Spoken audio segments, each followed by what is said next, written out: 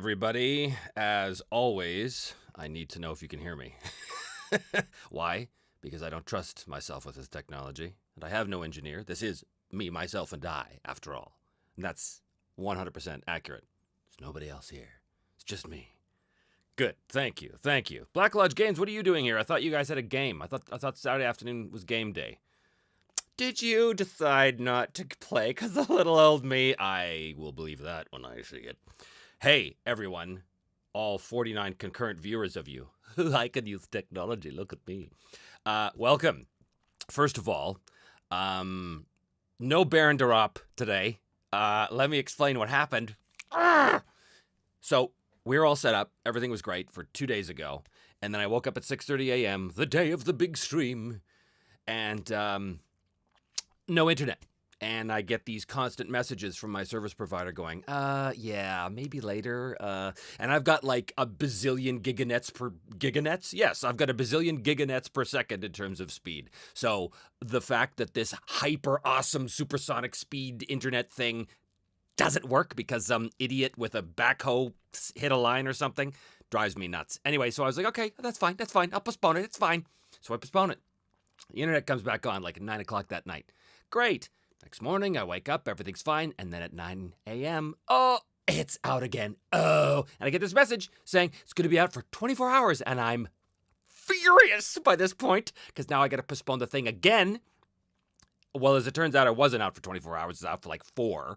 But by then, the damage was done. I had to cancel with Baron. And anyway, here's hoping that the internet holds and that we can still actually get through this. But no Baron today. It is just me. Sorry, it's just me. Anyway, I'm going to try and get to your questions. I'm going to try and talk about the game because there's 4 days left in this Kickstarter. There's 4 days left in this here Kickstarter, which is bizarre, which is very bizarre to me that there's only 4 days left. We've done tremendously well, beyond my wildest expectations. Me and my team have been working round the clock to try and make the Kickstarter something really cool, and I think it's been pretty good, judging by the response. So thank you, all of you who have backed the project. I'm like legitimately excited about getting it to you. Super excited. So it's super cool. For those of you who haven't backed yet but are still on the fence, what are you doing, man? 4 days. Now there is a pledge manager after the fact that BackerKit's going to handle, so you can still jump on board, but you're going to wind up paying a little bit more of a premium, a little bit more of a price, because that's just how that works. So if you want in with the special super duper awesome Kickstarter only rates and the special super duper awesome Kickstarter only things that you get and all that stuff that all of you backers already know, then get in before it's too late. Anyway, I'm terrible at sales pitches, so that's it. That's all I'm going to do. You want the project, if you want the game, then join us. If not, get out of here. No, I'm just kidding. So, let's see. What's the big news? The big news is I got a couple of announcements today, one of which you already know because I've had to announce it first. Our international shipping just went down a bunch in terms of rate because we signed on with a company called Zatu out of the UK, and that was thanks to Sean Tompkin, who recommended them to me. I was talking to him about the solo rules last week, and he said, how are you getting your stuff to your international people, like your Europeans and stuff? And I was like, shipping out of Jersey, baby. It sucks for them. It's really... And he said, well, I'm working with this company called Zatu, and I think that you should check them out. So we did, and we talked to them, and lo and behold, they were able to fulfill our needs, being a fulfillment company. So I was super happy. So all of you, especially you Brits and Europeans, all the details for the new details are up on the Kickstarter page, but it's much less than shipping out of Jersey. The Aussies and Kiwis, I think you guys still have to pay stupid amounts because of where you live. Don't get me wrong. I love Australia. I love New Zealand, but you guys are way far, far away, and the shipping rates punish you, as you don't need me to tell you. That said, I think that Zatu actually... I think it's more cost effective for you to get your stuff delivered from the UK Zatu people than it is from Fulfill Right in the States. But, we'll figure all that out with BackerKit and stuff as you go. Because, obviously we want you guys to get your stuff without having to cut off your right arm in order to get it, right? So I'm very much, Oh, Black Lodge Games. Oh, first of all, thanks for the tip, as in money. And second of all, quick question: can I use my 5e character in the Broken Empires? Oh, you know just how to make me furious. I think you know the answer to that, boys. There's this perception that I hate 5e. That is not actually true. I do not hate 5e. I don't hate D&D. It was the cradle of our civilization, so to speak. It's where it all started. I have a love of my memories of D&D. For me, 5e has become something that it wasn't, and it's become just not something I'm interested in. Hence, part of the reason why I'm doing the Broken Empires, because I love to introduce people to stuff that isn't 5e, because of course everybody knows 5e and it's the elephant in the room and yada, yada, yada. Anyway, here we are. You can hear me. That's great. I'm going to try and get to your stuff, your questions, your comments, your concerns. I have a couple of ads I want to talk about, fellow Kickstarters and stuff, so I'm going to be doing that. I also do have an announcement, so stick around for that. I'm going to do that a little later. It's going to be an announcement about the adventure that comes with the starter set, the adventure called The Witches of Grimdale. I'm pretty excited to tell you a little secret about it. You will only get that here. Anyway, okay, so let's get on with it. I don't want to take up all your time today. So again, welcome to everybody who's joining me here, and thank you. And if we do have dropouts or whatever, sometimes I see the screen, it looks like it's dropping out, but it's not really dropping out. So if I go, what's going on? It's because of that. Again, I'm not a big streamer guy. All right. Hello. I have a lot of new YouTube channel members, looks like. Welcome, everybody. It's good to have you on board. I hope you've checked out everything I have on the channel. There's like 4 seasons worth of shows, which I still have to finish the 4th one. That is coming, by the way. I'm finishing the season in November, those of you who are following it.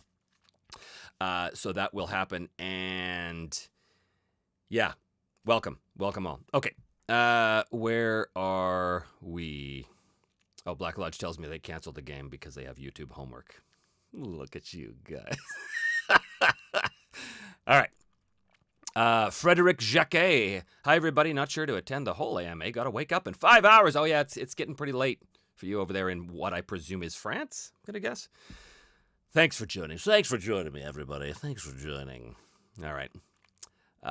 Okay. Yes, Vortac Games. We're at 410,000 in the Kickstarter, or just shy of, I think. If I do a little refresh here. Have we got to that point yet? Almost. We're crowding in on that, which is amazing. Amazing. So excited about that. An aid worker loading water says, first Kickstarter I backed. Well, I'm glad to be your first. All right. Here we go. Jack McCarthy, channel member. Question: with the success of the Broken Empires, does it impact plans for future solo campaigns or otherwise change the direction of the channel? So I've talked about this before, but I will answer you again. No.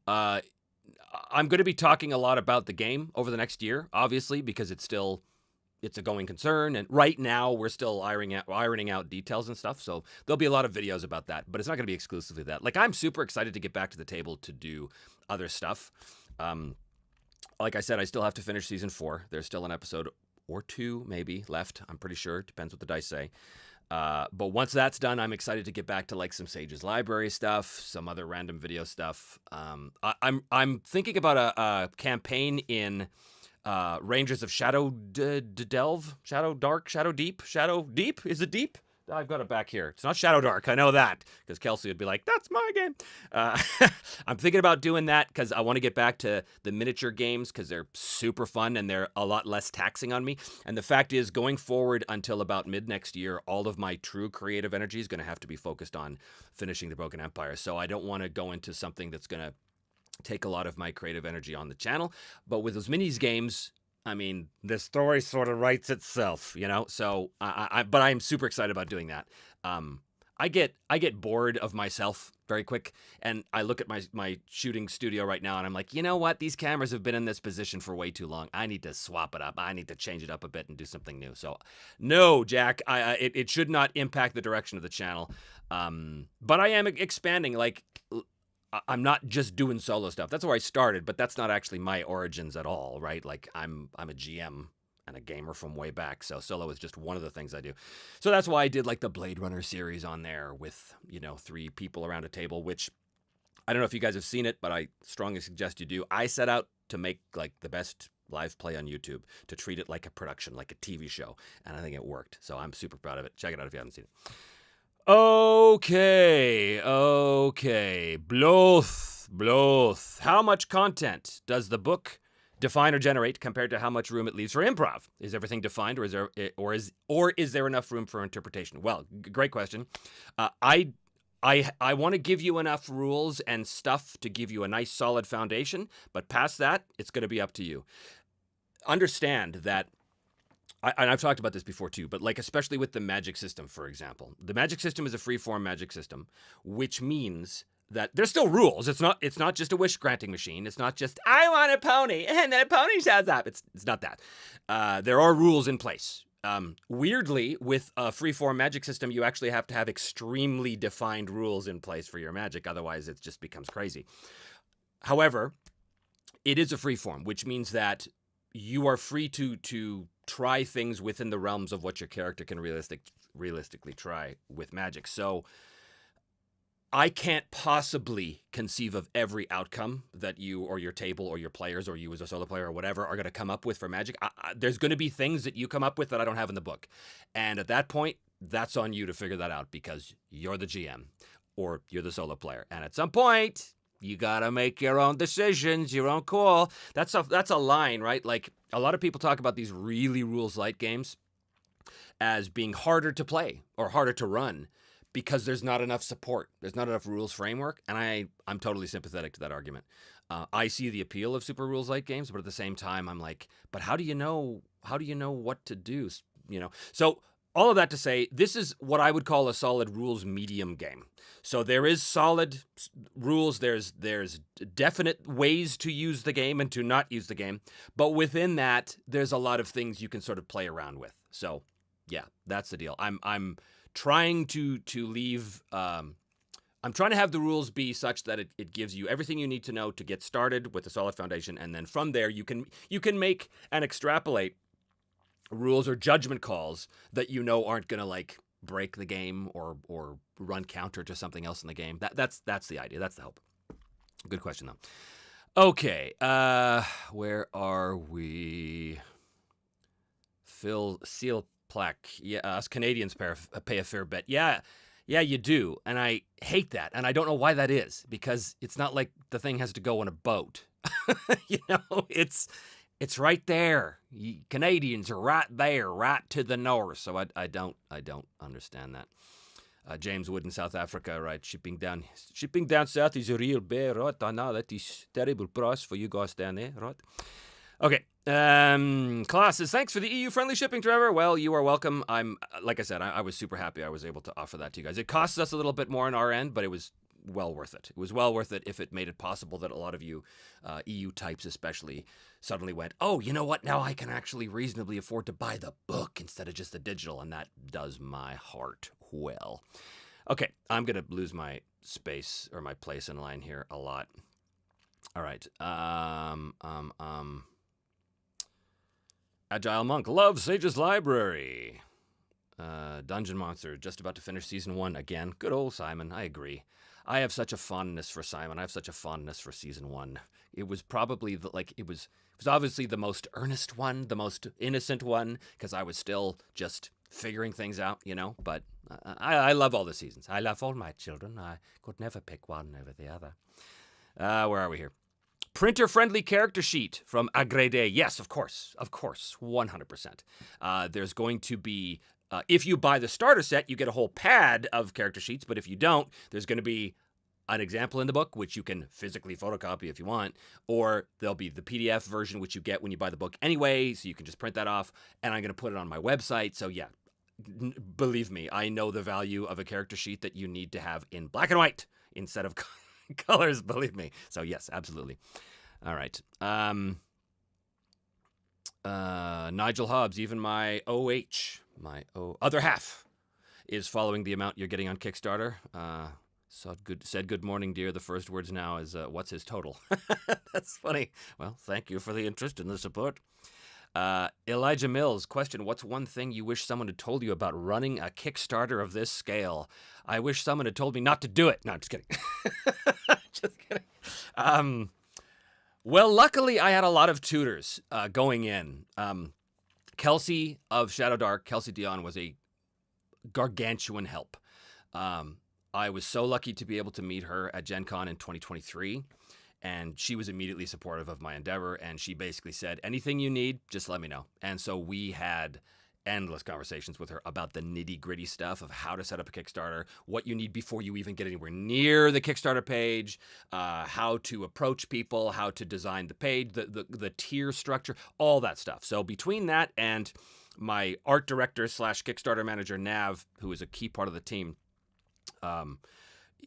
he just did like this unbelievable amount of research. So between the two of them, basically, I was pretty well prepared. Not prepared for everything, because there's always surprises, and there's always mistakes that happen. We try our best to try and mitigate those, obviously, because I'm a perfectionist and I can't stand errors. They drive me nuts, but they're inevitable.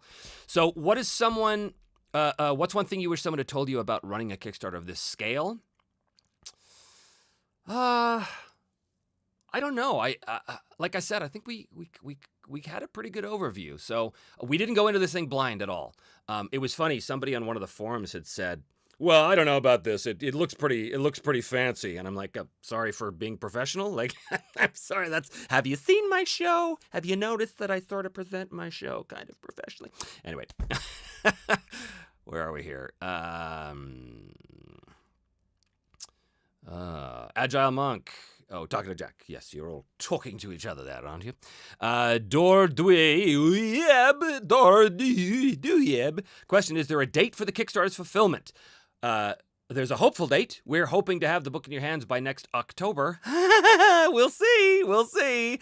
You never know. There's a bazillion delays. We have a ton of work to do between now and January, and then we have a ton of work to do between January and March. I'm hoping beyond hope to get everything to you by October. If we can't, you will know why, and I will update you every month with regular updates. Believe me, I don't want you guys ever thinking, whatever happened to that Broken Empires? Did they just take our money and run? No, absolutely not. I'm going to keep you informed, and I'm going to be doling out more and more information over the course of the year, too, as we get closer to things. But in terms of giving you the actual game, in terms of PDF, you backers will all get your PDFs as soon as we send the final version to the printers. Because once it's sent to the printers, obviously, that's that. So I'm hoping April, maybe March, April. It depends. But again, you will be the first to know about the schedule. So a very important question for certain. All right. Adalada. No. In your quest for the ultimate TTRPG. Well, I wouldn't put it that way. I wasn't trying to make the ultimate TTRPG. I was trying to make a role-playing game that scratched a lot of itches. I don't think there's such thing as a perfect game. This is not the perfect game. Even I look at this and go, no, this is not the perfect game, because there's no such thing. There's always something in some other game that I go, but what if I had that? So, to answer your question, which I didn't finish reading, you mentioned some features that you could not include in the Broken Empires because it just did not work. Any examples in mind? Yeah, let's see. Sorry, guys, I haven't had a lot of sleep, so my brain's not firing on all cylinders at the moment. What's a good example of something I wanted to use but couldn't use? I know they exist. I know there's mechanics that exist that I wanted to put in, but none of them are coming to me right now. Ask me again if you're still here, because I might think of it. Or if I do think of it, I'll just blurt it out. The Titter Pig Rancher.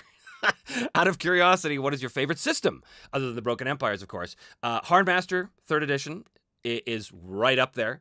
The One Ring is right up there, but only for Middle-earth, right? It's very, very, very hyper-focused. What's another? Oh, I don't even know how to answer that. There's so many. Savage Worlds is one of my favorite games. Yeah. If I had to pick one, it would be Hardmaster, but Hardmaster, Mithras, they're kind of up there, neck and neck. Yeah. All right. Rick Williams says a solo playthrough with Broken Empires, please, when possible. Well, you're kind of seeing it in Season 4, although you're seeing a developing version of it. I will be, well, I hope to be. There's a stretch goal right now. If we hit 425,000, that I will release a series of basically how-to videos on the game where a lot of that information will come out. So it won't be a proper solo playthrough, but it'll be close. So you'll see a lot of that if we get to that point, which I hope we do. Oli Maluk, question, what about a German version of the Broken Empires? We get this question a lot. It's possible. Right now, it's not within the scope of this Kickstarter. We just, at this point, we don't have the funds to be able to do that, or the time, or any of that. But I have been approached by a lot of people who have either suggested German translators, or the translators themselves, who have said, hey, I've heard that you are thinking about translating something into German. We have an idea for you. Perhaps you would enjoy if we did it. I don't know if that's what they sounded like, because it was an email, but I'm going to pretend that that's what they sounded like. So it's a possibility. It's always a possibility that that happens. If there's demand for it, we will supply it, is basically what that comes down to. Okay. Where are we? Oh, just lost my place again. Jack McCarthy, thank you for the $5, sir. Plus 10 XP for admitting you're a Johnny-come-lately to solo RPGs. Yeah, I've always been very open about that. When I start, and I've told this story many times, but when I started the channel, it was kind of as a joke. I thought, wouldn't it be funny if I played all the characters myself? And only once I started doing the channel did I realize that solo play was actually a thing. I had no idea. And then as it turns out, it was a big thing, because that was right at the beginning of the pandemic. And then all these people were playing solo. And then every game under the sun was coming out with a solo component. And I was like, what hath I wrought? I mean, it wasn't me, but yeah. So when people say to me, so how often do you play solo outside the channel? The answer is none. I don't. I don't have time. I don't have time. And when I do have time to play, I'm playing with my people. So I get my fill of the solo stuff on the channel, believe me. That is a lot of work and a lot of brain power, a lot of creative brain power that goes towards that. Jared Hess, this is a really good question. How easy would it be to create a custom monster on the fly for improv play? Related to that, how do hit locations work if it's a non-humanoid monster? Awesome question, Jared. Thank you. So it is a rules medium game, and that means that there's going to be more details. And as I said a million times in other places, the more detail you have, the slower the game goes. That's the spectrum, right? Detail of resolution versus speed of play. And every time you add more detail, you pull away from speed. So my goal is always to have something sort of in the middle, but towards detail, because that's my preference. So to improvise a monster on the fly, in the Broken Empires is not that difficult. Probably the most complex thing you'd have to know is the hit locations, which is the subject of your second part of your question, which we'll get to in a second. So when you have a creature, like to improvise, so you're in a dungeon and, the GM decides, I think there's a monster here, and comes up with something random. The question is how hard is it to stat that up? Well, because everything in this game is skill-based, the answer is really easy. You have a couple of core things you're going to need to know. You're going to need to know, does the creature have some sort of offensive capabilities? And if so, what is the skill value of that? We have guidelines to provide that in the GM section of the book, but you can sort of put whatever you want in there. It's 60. It's got a principal attack of 60. It does a base damage of 3. These are the kind of maneuvers it does. Really, a lot of this is just created by common sense. Like if you think about it, like let's look at a wolf, standard wolf, okay, hungry wolf that's attacking. Not that really happens a lot in the real world, but, it's a fantasy game, so it happens in a fantasy game.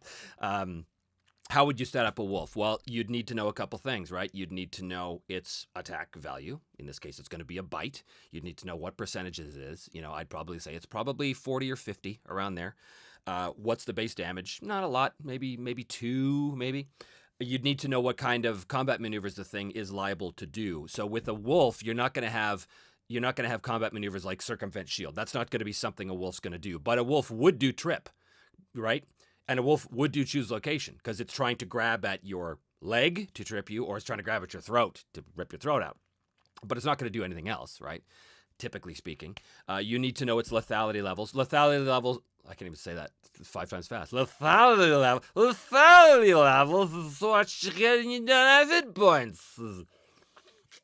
Lethality levels are what you use to determine whether a creature, dies. There's options in the GM a section about how to do that, but you need to know that. And again, it's pretty easy. And that, of course, leads into hit location. So in the book and in the bestiary, including the extra 12, I think, creatures that we added because that was one of the stretch goals, all of those are going to be statted up. And the goal of those, especially the core things in the bestiary, are designed to be a template for you so that you can look at what's a four-legged canine quadruped, right? And you can use that template as a model to build something else on. So in that case, you would have a specific hit location. You don't have to get crazy about this either. You don't have to have every single different type of creature has a separate hit location. You don't have to have that. You could basically have 1 to 5. It's the general body. 6 to 9 is going to be one of its limbs, and 10 is going to be its thinker, its thinking noggin, its head or whatever, its source of perception, whatever, right? So you could set up, I don't know, you could even set up a giant snake, right? You could say it okay, well, 1 to 8 is, the body, and 9 to 10 is the head, because that's going to have slightly different repercussions on something like a snake. So yeah, it's not difficult. You just kind of have to think about it for a second and then assign a very, very, very simple template to it, which that's kind of what we're aiming to provide. So should be fairly straight up. Yan Miolan. Oh, by the way, Yan, you are the biggest supporter ever. I got to tell everybody, Yan he's been reposting our ads under his own Facebook account. He's been answering people's questions. He's been just hyping up the project from the beginning, and I want to thank you so much. That is, we've been sharing your reposts around, and I'm look at Yan, look at him go. So thank you, man. Thank you for everything.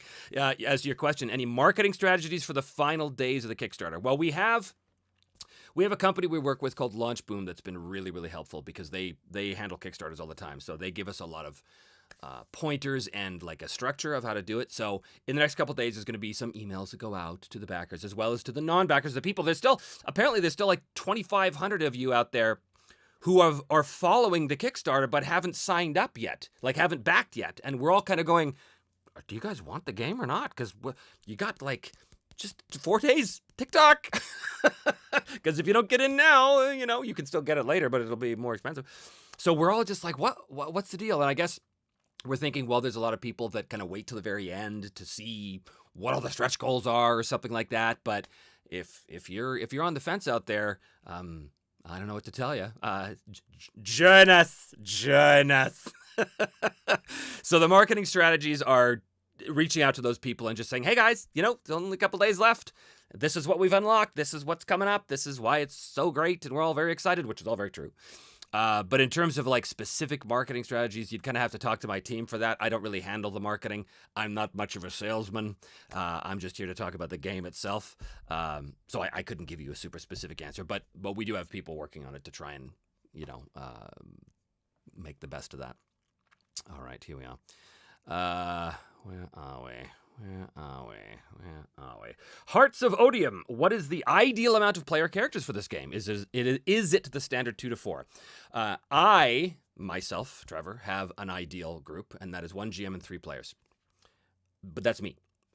It depends on the game. Depends on a lot of things. But for me, the reason why I like 1 GM and 3 players is because with 3 players, everybody gets a chance to contribute. Everybody gets a spotlight, right? There's no waiting for your turn because it's going to come back real quick. Also, with 3 players, there's fewer communications barriers. There's fewer talking over each other because there's only 3 of them. Also with 3, it's an odd number, which means there's no ties. If the group needs to make a decision, someone's always going to break a tie. So you don't have that kind of gridlock. So I really enjoy that. I've found, I've had incredible games with tables of all amounts, but as we all know, the experienced GMs out there, the more players you have, the harder it is to provide a really cool experience for each individual one, right?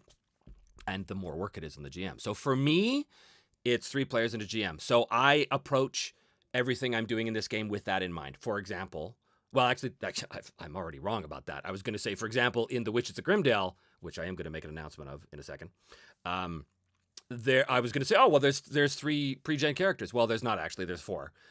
So I'm going back on my word already. There might even be 5. We'll see. But I would say, for sanity's sake, it's best to have 3 players. Again, just because the majority of my favorite campaigns that I've run in games that have a little more complexity to the rules, you want more minds around the table to help keep track of things. That's always a big help, right? I don't want to have to try and remember every detail. But also, you just get fewer hiccups and headaches and stuff with fewer people. So ideal for the game, sure, we'll say 3 players and a GM, but you're not going to see that in officially written down. Bloth, again, question: how compatible is the Broken Empire going to be with other solo or group role-playing games? Also, what is the core aesthetic or inspiration of the world? So, how compatible is it going to be with other games? The closest thing it would be compatible with would be D100 games, so like basic role-playing, Mithras, Call of Cthulhu, that kind of stuff. It's not perfectly compatible, but it's close. So it wouldn't be hard to take like a bestiary from Mithras, for example, and say, oh, I want to use this particular monster and convert it over to the Broken Empires. You could do it. It would take a little bit of work, but nothing crazy. So in that sense, it's kind of like why a lot of OSR players like to stick to OSR stuff, because like you can run a Shadow Dark adventure in Old School Essentials or the original basic D&D or Axe or whatever, right? You can, all of those mechanics are very interchangeable. Mine isn't quite as interchangeable with other D100 games as OSR games are with other OSR games, but it's not hard, right? It's not hard. Also, what is the core aesthetic or inspiration of the world? Well, it's based on the channel. It's based on the seasons. And the first season was sort of your bog standard, medieval Europe, England kind of world. And it just sort of grew from there. Each season, I explored a different part of the world. And as I did that, the world expanded and expanded and expanded. So now the world is much bigger and has all kinds of different cultures and places and mysteries and all kinds of cool stuff. And we're in the middle of expanding it even more. For the setting part of the book, we're creating all kinds of incredible history and geography stuff and all kinds of cool stuff. So yeah, the aesthetic inspiration was just based on what I made up in the moment on the channel. Agile Monk, thank you for the $10. Trevor, you and Kelsey are the perfect, awesome streaming pair.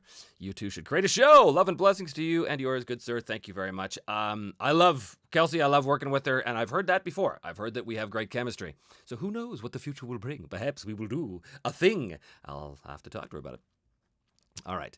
Jack, question: what are the relative merits and drawbacks of Kickstarter versus just releasing a finished product for retail? Well,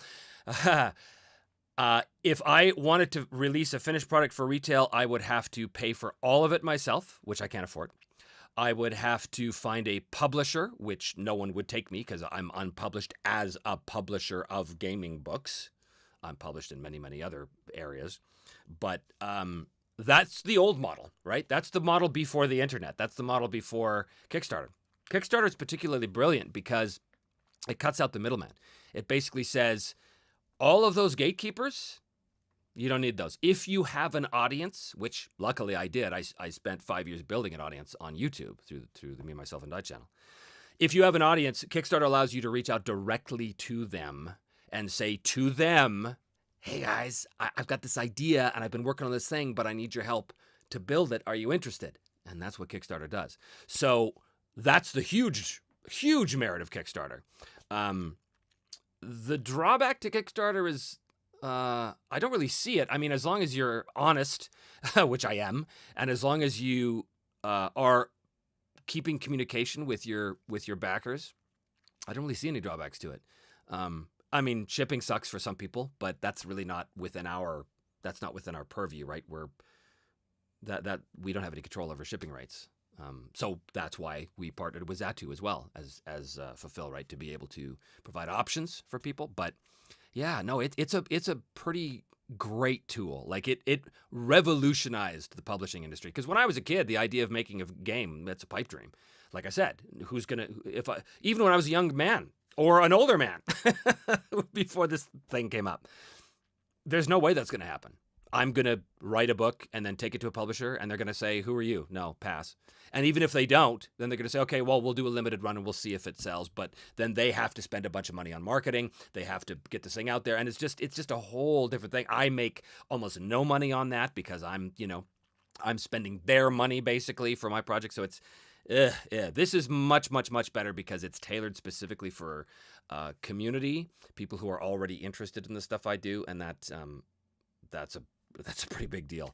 And the fact that, the game's good and it fires on a lot of cylinders. So a lot of people outside my community are interested. There's a ton of you backing who've never heard of me, myself, and I, or me for that matter. So that's awesome. I love that you guys are here. Okay. What are we, huh? Tom Trustworthy. Question: as far as the solo rules for your game, how do you come at it without basically writing Mythic or something similar? Well, I come at it by... It's funny, there was sort of two ways of doing this. At the beginning, I thought, I have to write a whole different game. Because this game is way too complex to play solo. It's way too complex to play solo. Have to write a whole different engine a la Ironsworn, which killed me. I was like, I have no interest in that. Zero. I don't want to create two different games. I want to create this one. And what was interesting was, when I was speaking with Tana Pigeon, the creator of the Mythic GM emulator, who's helping me on the solo rules for this, and Sean Tompkin, the Ironsworn creator, who is also helping with the solo rules on this. And also, by the way, we have now Jason Lutz, the designer of the Perilous Wilds, who is coming on board to help with the project. So that's a huge score. But it was Sean said to me, because we were talking, I was like, yeah, I think with the solo thing, I feel like I need to sort of like make a whole different version of the game, and I don't know about that. And he said, why? I said, well, because it's really complex. He said, do you ever think that that's why the solo players want to play this? Because they want to experience the complexity? And I said, but it's so complex, you can't keep the pace up this. And he said, pace? What pace? These are solo players. They want to experience the game. And I went, it didn't actually occur to me that not everybody plays at the crazy neck break pace that I do, So when he said that, I went, oh, wait a minute. I don't have to make a second game at all. I just have to provide specific tools to ease the play style of certain aspects of the game as an option if people want it. And that's what I'm doing now, both on my own and with my solo contributors. So it's not just another GM emulator, because while the main oracle of the game is being designed by Tana and is very much inspired and based on the GM oracle or emulator rather, it's its own thing, and it's tailored not only to the mechanics of the Broken Empires, but it's tailored to the feel of the Broken Empires. We are making these tables as tailored to the world and this particular game as we can, while still keeping it general enough to be useful based on whatever version of the world or the game that you bring to your own table, right? So yeah, right now the oracle is called Ask the Weave. If you ask the Weave, you're asking the oracle, and there's no chaos factor, so that's very simplified. You basically have a and this is in development right now, guys, so don't this isn't gospel what I'm telling you now, but this is where we're at right now. There's no chaos factor, but you have a likelihood of a thing when you ask a question. Is it somewhat likely? Is it very likely? Is it impossible? Whatever, the usual kind of mythic thing. And each one of those has a percentage value, like a skill value. And basically, it's kind of like the rest of the game. You want to roll under but high. So the closer you get to, the higher you roll, the more likely of an extraordinary yes you're going to get. And conversely, if you fail, you can't really fail a question, but if you get a no answer, that's over, right? So if it's unlikely, which means there's a 40% chance of a yes, then 1 to 30 might be a yes, and 31 to 40 might be an extreme yes, whereas 41 to 80 might be a no, and 81 to 100 might be an extreme no, or whatever, right? So that's the idea. The higher numbers you have within its range is the extreme result. So that's what we're looking at right now. So yeah, it's very similar to the Mythic, because that's why I brought Tana on, because I love the Mythic GME, but I didn't want to just create the same thing that you already have, because what's the point of that, right? So, okay, all right. Where are we? Andrew Burridge, are there any games you would recommend to play or try to prepare for when Broken Empires arrives? Are there any games you would recommend to play to prepare for when... What games would you play now to prepare for when the game arrives later? I don't know the answer to that. If you play Mithras, that'll put you in the ballpark. If you play Harnmaster, that'll put you in the ballpark of having to deal with wounds and infected wounds, and the idea of no hit points and the idea of specific hit locations and specific wounds, because that's how it works in this game. If you play the One Ring, that'll put you in the ballpark for the journey mechanics and the social interaction mechanics. If you play Ars Magica or Mage, the Awakening. No, what was the second one? The Awakening was the second one. That's the one I'm familiar with. Mage the Awakening or Ars Magica to get a sense of a feel of kind of how the magic works. So because this is a real hodgepodge of so many different games, I can't say it's this game. Go try this and it'll... Because otherwise, you wouldn't need the Broken Empires. You could just play that game. So a difficult answer for that question. Basically, go play 10 other games. Or don't. You don't really have to. You'll be able to figure this one out just on its own. That is the hope. So Luke is asking about, I think I already answered this. Once the rules are finalized, will the PDFs be released sooner than the books? Yes, they will come.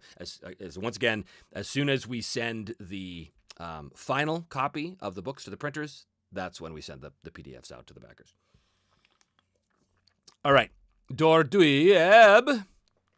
Can you phonetically type how I'm supposed to say that name, please? Questions. The questions are two. You said that Broken Empires isn't the go-to system for dungeon crawls. So what's the best style of game for TBE? Well, that's a very big question. A very big question. And the second question, will Zatu ship to Israel? Oh, you're my Israeli friend. Yes, I remember you from the last stream. I think so. I don't know if it's better to go with Zatu or Fulfill Right. You'd have to look into that, and I presume Backer Kit and will help you with that. But keep asking us about that as we get closer. If you don't get an answer from them, if you don't find an answer from them, ask us. We'll get an answer for you. So, what is the best style of game for TBE? You can do Dungeons and Crawls if you want, but it's hard. It's hard because it's not... The combat in this game is not D&D. And the magic isn't D&D. You don't go into a room and kill a bunch of orcs and take their stuff and go into another room and kill a bunch of hobgoblins and take their stuff and go into this... A dungeon in the Broken Empires, a survivable dungeon would be maybe 5 rooms in most cases. So what kind of game do you get? You get a game about people. You get a game about characters. You get Game of Thrones is what you get. You get a Song of Ice and Fire. You get a game about people overcoming obstacles as they're pursuing their goals. And what are those goals? That could be anything, right? But you get a game about exploring this world, about living in this world, about suffering in this world, and gaining glory in this world. But glory comes at a cost. These are not heroes. They're not superheroes. They are people who are skilled at what they do and are thrust into They're essentially ordinary people thrust into extraordinary circumstances, which in my estimation as a professional writer, as I've been for many, many years, those are the most interesting stories. What makes Indiana Jones particularly interesting in Raiders of the Lost Ark is not that he has extraordinary powers. He does not. He's a guy. He's an archaeologist. He's just a dude. He's a dude with a mission. And it's about the obstacles he has to overcome as just a regular guy. Yeah, he can fight and, he's smart, but he's just a guy. He doesn't have these superpowers, If he gets punched in the face, it hurts. Those are far more compelling characters to me, and so that's what the Broken Empires is designed to do. You are designed to play extraordinary characters and ordinary characters, but there's magic. Ordinary characters in extraordinary circumstance is the goal, but again, it's a game engine. So you can shred the trappings all you want and make it into whatever you want, right? That said, there was a conversation on the Kickstarter page about high magic. How would we turn the magic system into a high magic system? My answer to that would be, I think you want a different game. Just as when people say to me, well, how do I turn D&D into a really gritty survivalist game? Or how do I turn D&D into a science fiction game? My answer is you don't. Go find a better game to do that, because there's so many of them. So if you're looking to use the Broken Empires in a super high magic game, yes, you can take the time to futz with the rules. And, it's not rocket science. Of course you could do it. But if you do it, that's on you, because the game has been balanced for a very different style of play. And honestly, if that's what you're looking for, there's better games to do it. which is the truth. All right. Die Hard, XTG, would you ever consider playing the Case Files 2 of Blade Runner? I presume you saw the first one, so thanks for watching. Consider, yes, but you have to understand that the Blade Runner series was a gargantuan amount of work for me. I spent a month in editing. I pretty much did not leave the editing suite for a month. It was a huge job, but very rewarding. Again, it's one of the most, it's one of the things on the channel that I'm the most proud of. So would I consider it? Yes. Not anytime soon, though. I've got all this stuff to deal with. All right. Jack McCarthy. Trevor inspired me to come out of the closet as a solo gamer. That's funny. You know, I will tell you this story. Oh, I've got the sun. The sun on my face. I will tell you this story. For years, my whole life, up until Me, Myself, and I launched in 2019, I had been playing role-playing games since I was about 7 years old. But I never, ever, ever talked about it publicly. Ever. Because in the 80s, when I was growing up, you didn't talk about the game because you'd be a nerd, and I wanted to be one of the cool kids. So, of course, you don't talk about that dirty little secret where you go and, pretend to be elves with your friends in a basement somewhere. No. You want to kiss girls, man. You want to drink beer at parties. You want to get invited to those parties. You don't talk about D&D, that's why my paladin is a 12th level fight. No. Not me. I want to be the popular kid. And in the 80s, that's how it was. The cliques, they were serious, man. You had to be careful about it being cool. But it's true.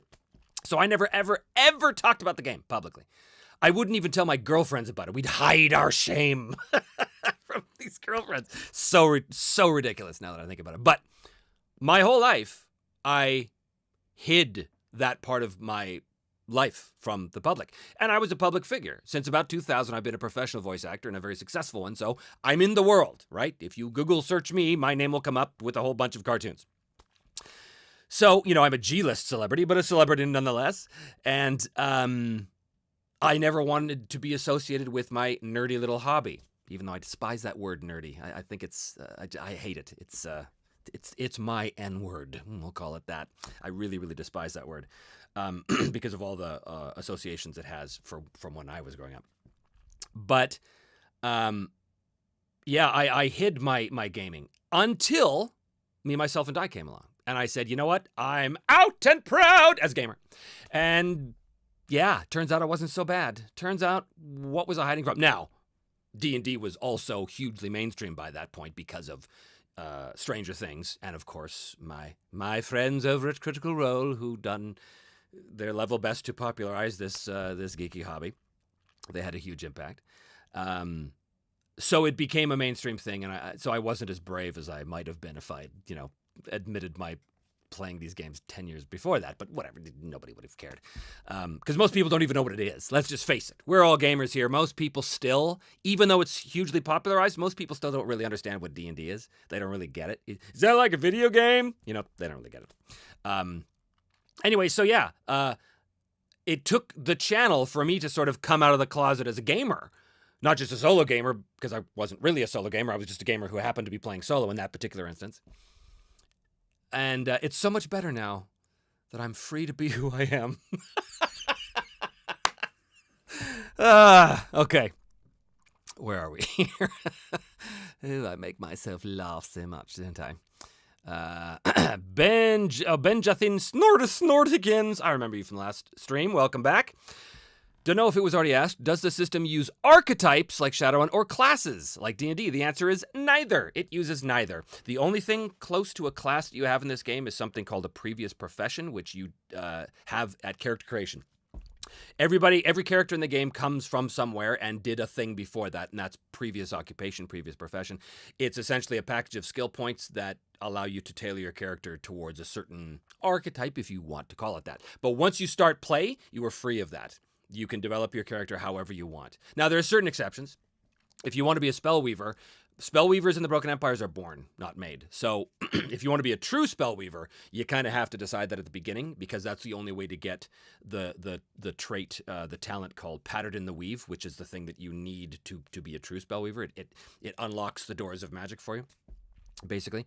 But there are things called fades.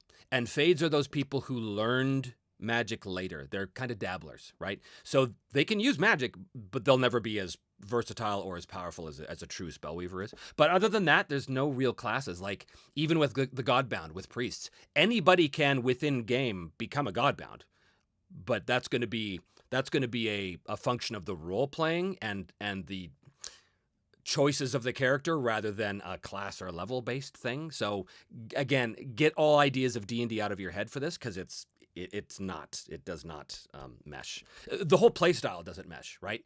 If you think of magic in D&D terms, you're going to not like this. You're going to be bringing a set of assumptions from a game that just does not have the same assumptions as this one does. Which you will see when you read the magic rules. You'll be like, oh, okay, no, this ain't your father's role-playing game, or whatever the term is. Okay, here we are. I'm falling behind. I'm falling behind.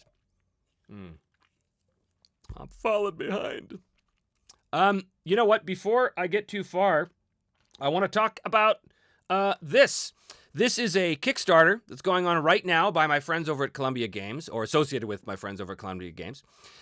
This is a book, actually. It's a novel that's being written by Maxwell Alexander Drake, who's a pretty fine fellow who I had the pleasure of meeting at Gen Con, or just before Gen Con. I read the first book, The Carnage of Kiraz, and it was awesome. And he's in Kickstarter now to do the second book. And when you go to support the Kickstarter, you can back it for the book, or you can get like a special map, which I think is the Harn map from Columbia Games. And also there's a tier where you can help him bring me as a voice actor to do the audiobook, or at least a portion of the audiobook. So that's pretty cool. If you're interested in that, check that out in the link below. And we are back. Okay. Let's see where we're at here. Lots of comments, which I very much appreciate, guys, but I am getting lost. I'm falling behind. Let's see. Where are we? Wow, you guys are talking. You guys are like talking a lot or whatever. Excuse me. William, why did you choose D100 and not a single die? Are you prejudiced to the D20 community? And why not go Daggerheart and go with 2D12? You're right.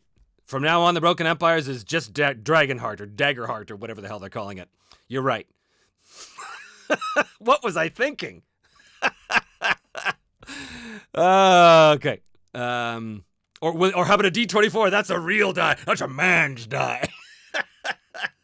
You're right. It's all D24 from now on. Roll against armor class, do hit points damage. All the things I love. Where are we? The Titterpig Rancher, I must admit, pretty much zero familiarity with Harnmaster other than the name. Yeah, I'm not surprised. Most people have never heard of anything else outside of D&D, so that does not surprise me at all. Harnmaster's been around for a long time, since the early 80s. It's gone through several generations. There's two different products, basically. There's Harn the World, which is a setting. It's system agnostic. You can use any system you want. And then there's Harn Master, which is the game. Now, the game is designed to be set in the world. Doesn't have to be. But they are two different things, although they're obviously heavily related with each other. Black Lodge Games is telling Jack McCarthy that Axe 2 is the best version of D&D ever made. You know, I don't have Axe 2. I have Axe 1. I really like, I'm never going back to D&D, but if I was, it would probably be Axe. Because I'd love to run Dwemermount. I think it looks so cool. Really, really cool.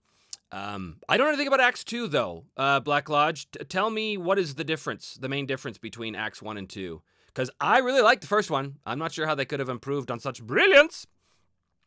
So many games, so little time. Yeah, that is absolutely true. Absolutely true. Where are we?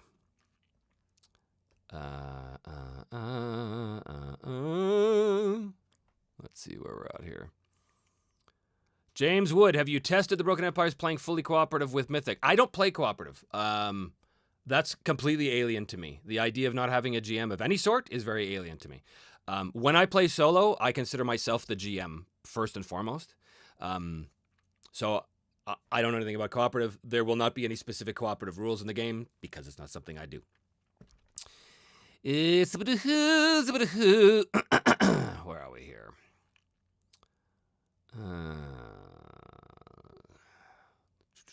As it felt strained, this is spit.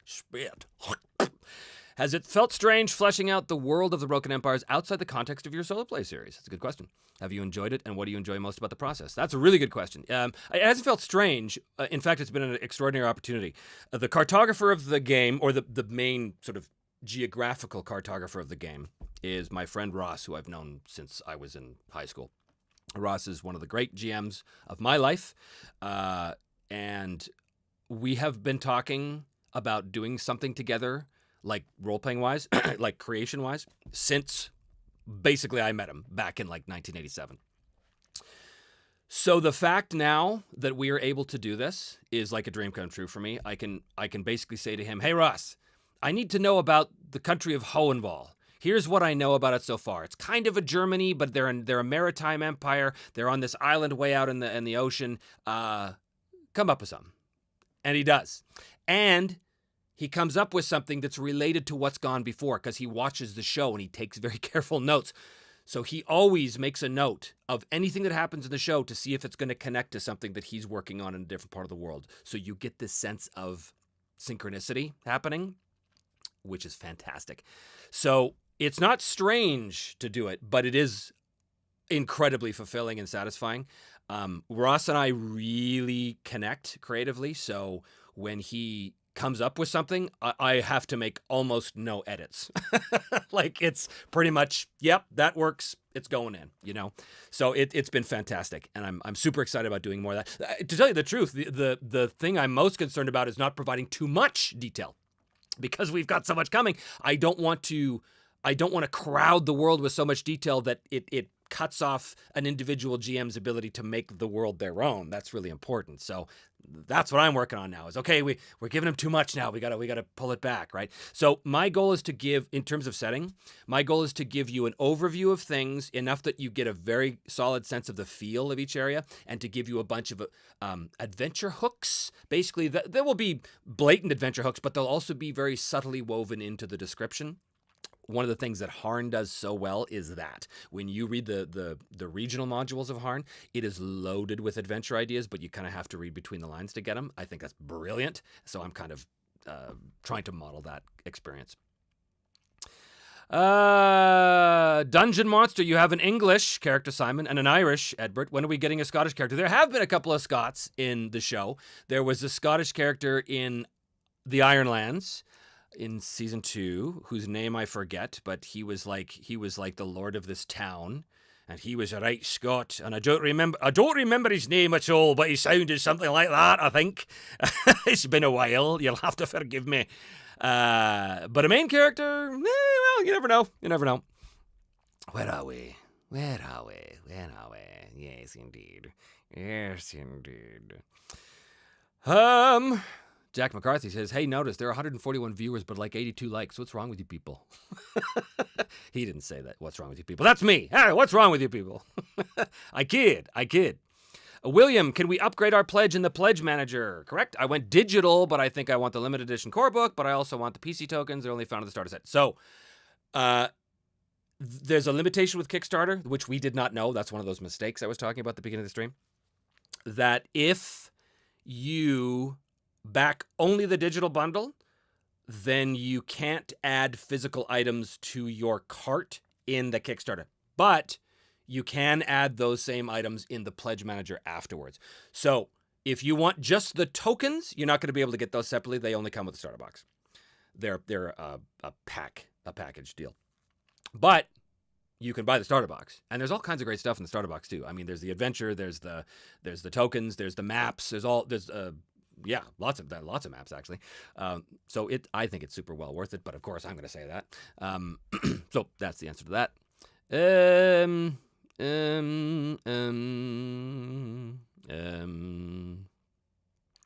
Adalada.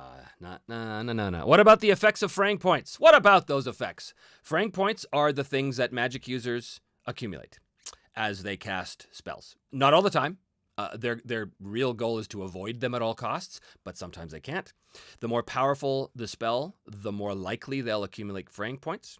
If they cast rituals, it's almost guaranteed they're going to accumulate frang points, but rituals are very powerful. Frang points are literally a ticking bomb that every spellweaver lives under. Fraying points represent the weave deciding you've messed with reality enough, and now it plucks you from reality. It's literally your end staring you in your face. So every spellweaver knows that they have only so many spells in them. They just don't know how many of those are. That's one of the limiting factors of magic is, yeah, you could be super powerful, but the more powerful you are, the less likely you are to use that power because it's too dangerous. Or maybe it's not. Maybe you go out with a bang, which you certainly can. So the effects of fraying points, currently, they don't have any actual effects. You just see them grow. So it's not like Decrepitude or Wizard's Twilight or something like that from Ars Magica. You don't slowly get more mutated or anything like that. It's not a corruption mechanic. It's just it's a ticking clock. And you see it coming, and you see it coming, and you see those fraying points expanding, and as soon as it hits a certain point, now spellcasting becomes a risk every time you cast. And you have to gauge, is it worth the risk or not? So the other question I get asked a lot is, oh, is there a way to get rid of fraying points? And that question, whole generations of spellweavers have spent their whole lives on trying to come up with an answer. But currently the answer is no. There is no way around accumulating fraying points, and there's no way to get rid of them. But who can say what the future will bring? Perhaps in your own worlds, in your own versions of the game. Okay, talking about group size over here. Yes.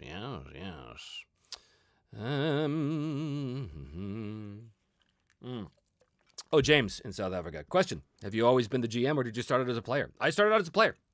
My very first game, I was a level 1 paladin named Black Jay in the village of Hamlet. I never actually did get to the old abandoned moat house in that module. I just walked around the town. And turns out there was another character named Black Jay. That's where I got the name from. When we made the character, the GM said to me, it was just me and him. Just me and him. There was no other players. His name was Jason Peters. And he said, and I like I said, I was about 7, 8 years old, something like that. And I made this character from the player's handbook, which I fell in love with as soon as I saw this. It unlocked the gates of my imagination to uncharted vistas and whole new universes that I never thought possible. Oh, the worlds I have visited, the lands I have tread over all these years, the worlds I have seen. But he said, what's your character's name? And I went, what? So he randomly flipped to one of the NPCs in the book, who was named Black Jay. And he said, I think your name's Black Jay. I said, great. And so that became my paladin, Black Jay, who I eventually played until he was 12th level. And in AD&D, that was quite a feat to get to 12th level, believe you me. But shortly after that, I found jamming and fell in love. I'm still a player now, but I will always tell my friends and anybody who listens, I'm a much better GM than I am a player for various reasons. But yeah, I started as a player. And I remember that session. I mean, not the whole thing, obviously. I was very young, but I remember key aspects of it like it was yesterday. I remember the smell in the room specifically. You know, our olfactory senses are tied to our memories, right? So when I come across a smell, I couldn't actually tell you what it is. It might be like a fragrance from a candle or some kind of flower probably, but whatever it is, when I do catch a whiff of that smell, I'm transported instantly back to playing Black Jay for the first time in the village of Hamlet. It's amazing. Anyway. Oh my. All right. William, why haven't you mentioned once that your magic system is like the White Wolf Mage style of magic, where it is open-ended, but reality bites back, as it seems like that. And then you didn't write anything more. Because it didn't occur to me until recently. Oh yeah, the idea of paradox. That's kind of what I'm going for. It didn't occur to me. That's the funny thing about osmosis. It's the funny thing about living in the world is that we pull ideas from places we don't even really know until it morphs with all the other ideas, and next thing you know, that's why we have something called the zeitgeist. That's why 3 different people will come out with the exact same movie one year, right? I wasn't hiding anything from you, if that's what your tone of voice is suggesting. I'm going to give you the benefit of the doubt and assume that that's not what you're suggesting. Okay. Seeker's Hollow, will you be doing a Sage's Library on basic role-playing? Well, my rule of thumb with Sage's Library is that I only do Sage's Library on games I have run or played. And I've never played... Oh, wait a minute. You're talking basic role-playing like Yes, of course. It's funny. I saw when you said that, when you wrote that basic role playing, what I saw was the basically the D&D knockoff called something very much like that, and I can't remember. But what you're talking about is the D100 game, BRP, right? Chaosium, yeah. Yes, in that case, yes, I will be doing a Sage's Library on that soon. All right. Where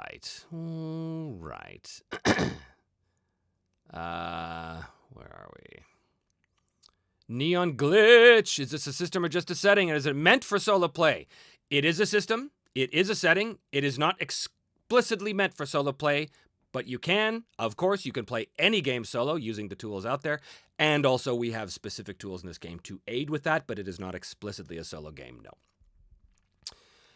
Okay, Roosevelt Cooper, can you talk more about what Sean and Tana will be contributing to the solo rules for the Broken Empires? A little bit. Tana is working on the Oracle, working on a bunch of tables associated with the Oracle. Sean is working on some tables as well. Sean is also sort of working on taking some of the more complex rules and seeing if there's ways we can streamline them a bit to be more conducive to solo play. And Jason from Perilous Wilds is working on a bunch of other random tables. So it's mostly table stuff. Mostly because that's what they're really good at, and B, that's something I have no interest in doing. It frustrates me to do tables. I can't stand it. So the fact that these masters of it are coming on board to do it is pretty cool. All right. Oh, an aid worker Loading Water says, a drawback for the Kickstarter, to come back to that conversation, is just customer trust. Yeah, that's true. I guess there's been a lot of people that got burned in the past by, thieves promising something and then taking your money and run, and that is, well, literally criminal. If you got burned on that, man, I get it. I wouldn't be quite so quick to trust myself. All right. All right. For those of you asking like general Kickstarter questions and stuff, we do have I think a pretty good FAQ page on the Kickstarter site, on the Kickstarter page. Most of these answers, or most of these questions I'm seeing here, can all be answered on the FAQ. So go and check that out. Let us check in with our thing and see where we're at right now. If we've moved the needle on these numbers at all. We're up to 410. We're over 410. Huzzah. 410,622 right at the moment with 3,250 backers. 4 days to go, everybody. 4 days. Feel like Jerry Lewis doing a telethon. All right. Saint Solotude, rather. Funny. Just noticed that. How do you deal with burnout? Oh, boy. That's the question, isn't it, Jimmy? That's the question, Jimmy. You have to take breaks. And for those of us who are crazy workaholics, that's hard to do. You have to take breaks. You have to get out of a project before you're sick of it. You have to know when to end. Part of the reason why season 4 is shorter, there's a lot of reasons, but certainly one of the reasons why season 4 is shorter is because I knew that I was going to have so much on my plate creatively with the game that if I didn't keep it relatively focused, I would burn out, and I would come to resent having to do it, and that's no good. That's no good for me. It's no good for you. It's no good for the show. It's no good for the audience. Nothing.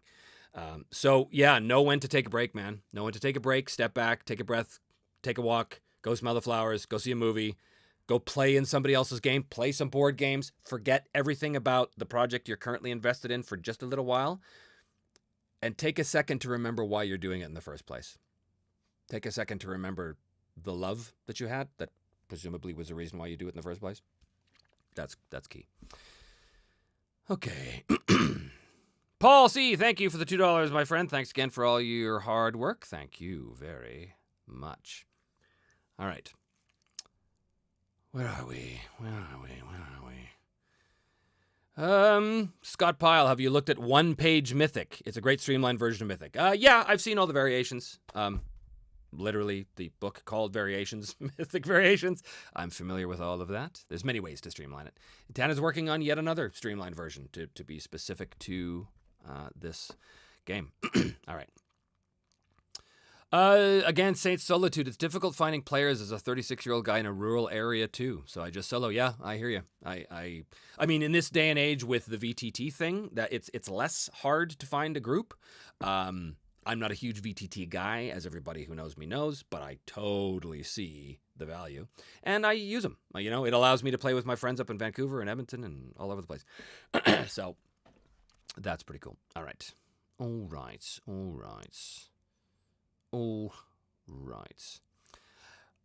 Question regarding the Broken Empire travel rules. Are the green, yellow, red zones determined by terrain type? Good question. How close the characters are to some dungeon or goal type of monsters, or does it mix? So, really good question. The green, yellow, and red zones are not determined by terrain type, although they can be influenced by it. I'm not going to get too much in the weeds of how exactly the travel rules work here, but I will tell you that the danger zones... So terrain, to go back, terrain is more about your rate of travel.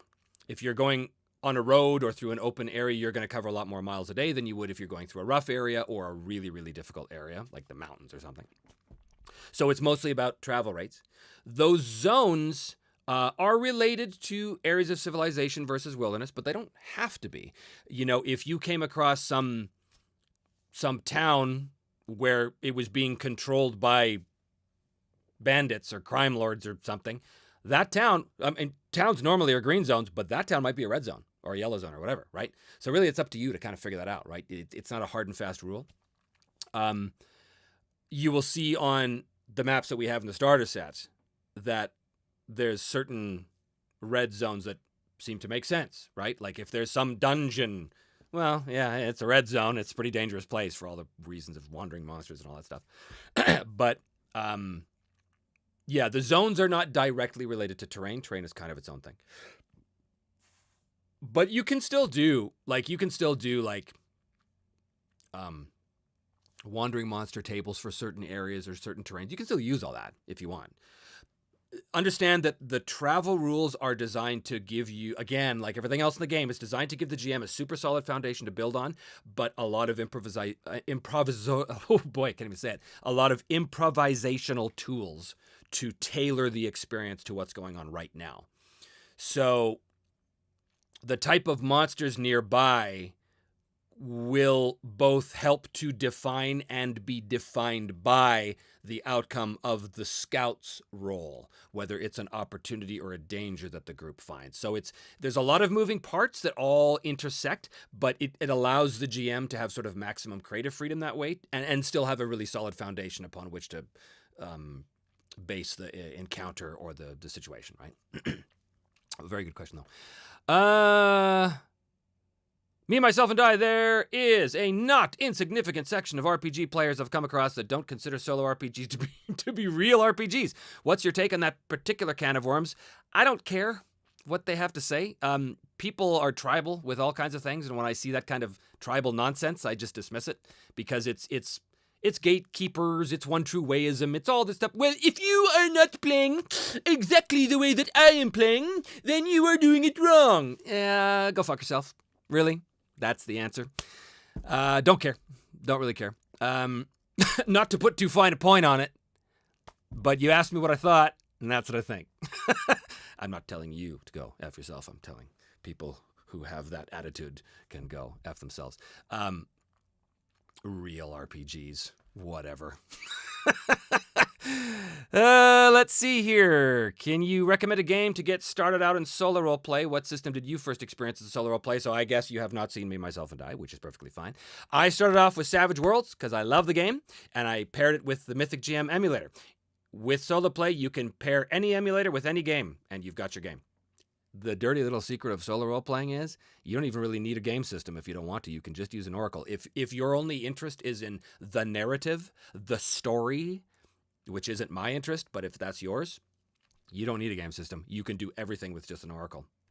But that's what I first experienced. There are games that are specifically designed for solo, like Ironsworn is a great example. Ironsworn you can also play with a group and you can play cooperatively, but really that's its big draw. It's the rules are designed to facilitate solo play. My game is not. It is not designed to facilitate solo play, but you can play it solo just like you can play any game solo.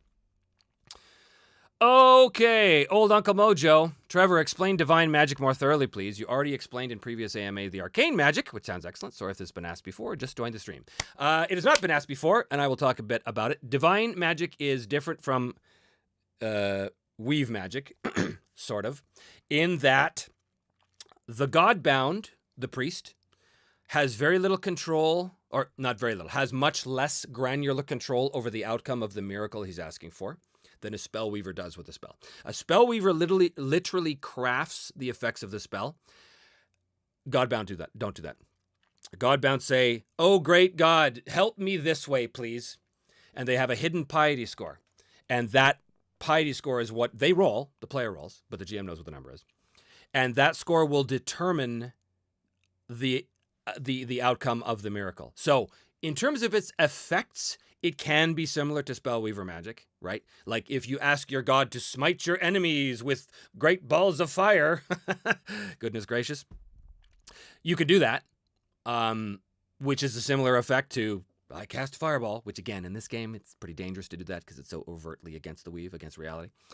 But yeah, Godbound don't have the same granular control over it, but they also don't, they don't have any skills they have to pay for.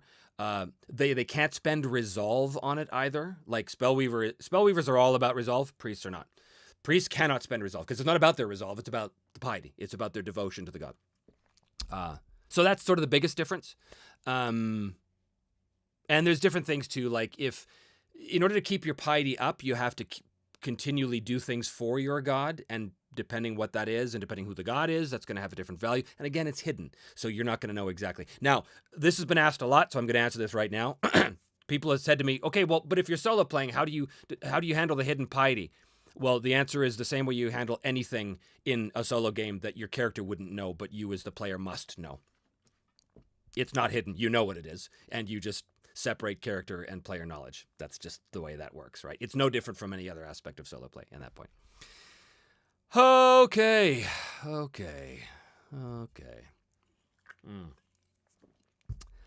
Grit Grimdark, question. When traveling, do PCs know about the different colored zones? That's a really good question. The answer is yes and no. They won't see the zones on their map. The GM only sees the zones. But that's why it's kind of important for the players or the player characters to do their homework. If they are going into an area, there's all kinds of tools they have and all kinds of things they can do to learn about that area first. Because the more they know, right, the better prepared they're going to be. So, for example, the players are interested, they're on a journey of 200 miles, let's say, okay? They are thinking that they need to have a place of respite along the way, a refuge along the way, but they don't know. So let's say that they're in a town. They can go to the townsfolk and they can use all kinds of different social skills and things like this to find out and to say, hey, we're going on this journey. Does anybody know of anything? And maybe one of the old woodsmen in the town says, oh, yes, well, as a matter of fact, 3 days north of here, you'll find a stunted tree, and if you turn left at that tree, you'll hear the sound of a waterfall, and behind that waterfall there's a cave, and that is where I've stashed supplies. You can use that if you will, and that becomes a green zone. So now they know, their characters know in world where that green zone is, but they don't actually see that zone on the map. But they can certainly mark that on their map so that they know for next time this is a green zone. So that's how that works. Okay, where are we here? Oh, Alex. Hello again, Alex. I haven't heard anything on this, but is there a morality system or anything like that? I know in the One Ring you're supposed to play the heroes. Is there anything like that? There is no morality system, but there's a personality system. So there's no alignment, there's no morality, but there is a personality system that is an optional aid for the player to be able to act according to how the character would act instead of how the player would. Now, again, it's optional, and there's no penalty for not using it, but there is rewards for using it. So it's encouraged for the players to play their characters based on their character's personality, which they set. You set your own character's personality. You're not forced to play something you don't want to play. But that's about as close as we get to sort of a morality thing here. How are we doing here? Let's do an ad. Let's talk about James RPG art for a sec, because this is good stuff, and you should all check it out.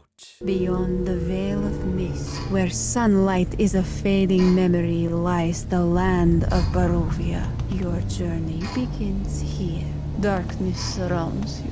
Your steps are swallowed by the forest. The wolves howl, a warning. At the heart of this cursed land stands the Dark Lord Strahd. His shadow stretches across Barovia, cold and unforgiving. These are no ordinary lands. Every stone, every whisper, every drop of blood tells a story. What will yours be? James's RPG art brings Barovia to life, each scene a window into the torment and beauty awaiting your players. Will you survive the curse of Strahd, or will Barovia claim you? Visit James's RPG art on Patreon. Make Ravenloft more than just a story. Make it an experience. Okay. I hope you heard that. I never know.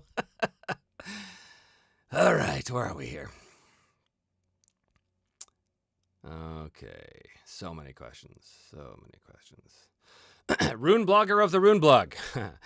Usually it's published campaigns which draws players to try out a new game. I don't know if I'd say usually, but certainly that's one of the tools. Is there any campaign planned for the game after the core book release? Currently, we don't have a campaign planned. That's not to say there can't be one made. I kind of stay away from campaigns because the spirit of this game is more sandboxy than railroady. So a campaign is very this happens and then this happens and then this happens and the players must do this in order for the plot to happen. Now, not all campaigns are like that. That's true. If I was to release a campaign, it would be more open. Almost, and I can't believe I'm about to say this, but almost like how the Mines of Phandelver is structured. That is essentially a sandbox. Yes, there is a plot running through it, but it allows the players a lot of freedom to approach that plot however they want. That's something closer to what I'd do. But thank you for the question. It's a good one. Matthias M. How often did a PC die in the playtest so far? You mentioned combat is not deadly. It hasn't happened yet. A death has not happened yet. A defeat has happened. Incapacitation has happened. Surrender has happened. Capture has happened. But death, haven't seen it yet. I'm looking forward to when it happens because it's close. Like, it's not hard to die, but it's not super easy either, right? Because that's no fun. If you get killed the first time you get hit, that's not super fun. But sometimes it happens, and that's why we roll the dice. Because if that wasn't a chance, then we wouldn't bother rolling the dice. Vincent Abramo, I recently put in for the Kickstarter. Can't wait for the full release. Can you explain having no classes but on skills as a substitute? It's not really a substitute. It's just a different way of looking at it. A lot of games do that. Since the very beginning. RuneQuest and Traveler are the two ones that come to my mind from the late 70s. They basically did away with classes. They said classes are kind of things that help you get started, but after that you should be able to develop however you want. So with Traveler, it's you have these previous professions and careers that you went through, but once you start play, you're free to do whatever you want. Although Traveler's a bit of a misnomer or a weird outlier because Traveler doesn't, a classic Traveler doesn't allow you to advance your skills. You can only get stuff, but RuneQuest certainly did and continues to this day. So it's not really a substitute. It's just a different way of modeling your character, right? Matthias, I love the Blade Runner series. Thank you for watching it. Okay. Oh, Sean Wasson, with magic in mind, if you have two players that cast a spell together, how would that work? Well, there is a thing called something that I can't remember now, but basically it's about that. It's what if two characters want to cast a ritual spell together? It doesn't really work with normal spells, but it does work with rituals. You can have a bunch of spell weavers working together in tandem to make the ritual go off easier, faster, better, whatever the case is, but there is a risk to all of them at that point, so they all hope to get something good out of it. But yes, that is definitely a thing you can do. All right. Grit Grimdark, first rule of D&D was to not talk about D&D in public. Yeah, exactly. That's the way to... You kids these days, you don't know how good you got it. Going around talking on publicly about your game. Never happened. Yes. All right. Where are we? Where are we? I'm losing my place again. 1 second, everyone. 1 second. I'm going to have to start motoring through this because there's so many. Excuse me a minute. Where are we? Okay, let's look at this here. Let's jump down. Oh, Dweeb.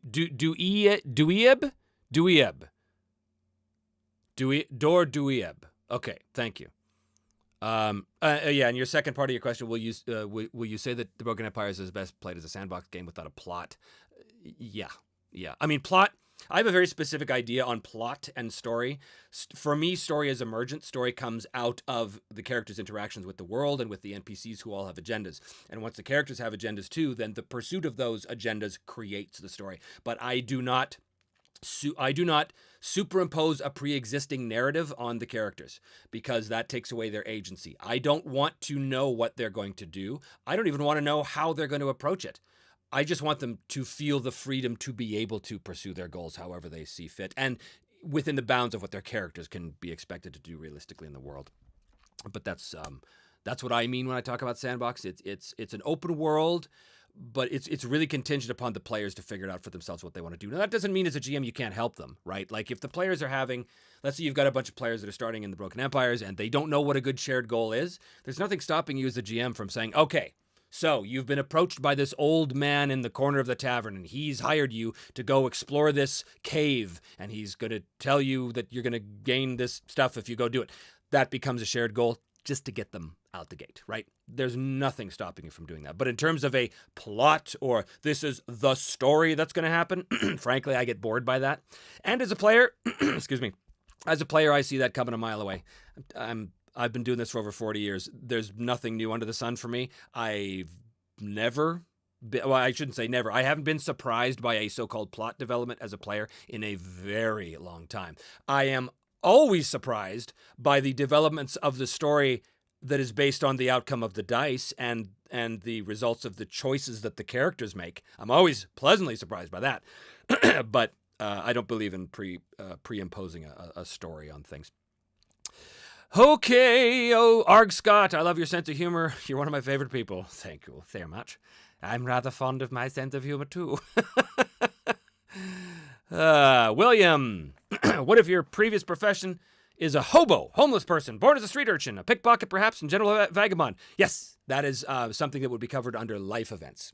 You will see that there are different phases that you go through in character creation, one of which is life events. You have life events for your origin, you have life events for your youth, and you have recent life events. And all of these things give you little skill bonuses in certain areas, but they also give you bits of your history and hopefully ideas for what some goals might be going forward. But yeah, you can definitely make a street urchin. You 100% can. All right. An aid worker loading water. Question, I'm only caught up to season 2. Are there elves in the Broken Empires? Are they playable? If you're asking me this question, I think you might not be that far into season 2. Are there elves in the Broken Empires? There were. Will there be again? There's rumor. Are they playable? No, not now. However, a stretch goal that got unlocked is something called the Bolgfir.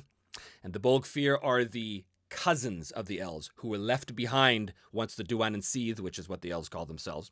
Once the Duan and Seath abandoned the world, abandoned the Broken Empires, they left the Bolgfir behind to deal with things. And the Bolgfir are not very happy about that. They also took their inherent, what normal people would call fey powers with them, and they took it away from the Bolgfir too, really reducing the Bolgfir in their power, which is another reason the Bolgfir are pretty bitter. So if the elves ever do show up, the Bolgfir will probably not be friendly towards them. So to answer your question, no, they are not playable, but a Bolgfir is kind of the closest thing. A Bolgfir is like a cross between a half-elf and a half-giant-ish.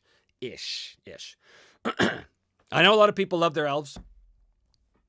Sorry, no elves. At least not now. Where are we here? Where here? Jack McCarthy, note the Broken Empires is not a descriptor for for the system mechanics. I hope not.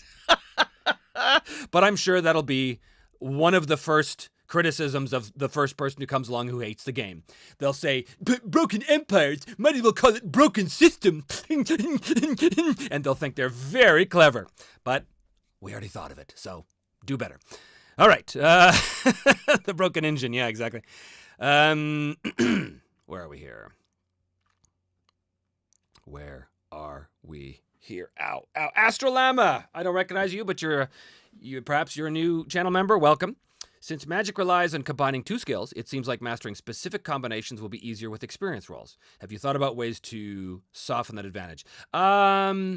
It doesn't really work that way. Mastering specific combinations will be easier with experience rolls. Yes, your skills will get better if you choose to spend your experience on making them better. But if you choose to spend your precious experience on making your skills better, then you should gain the reward for that.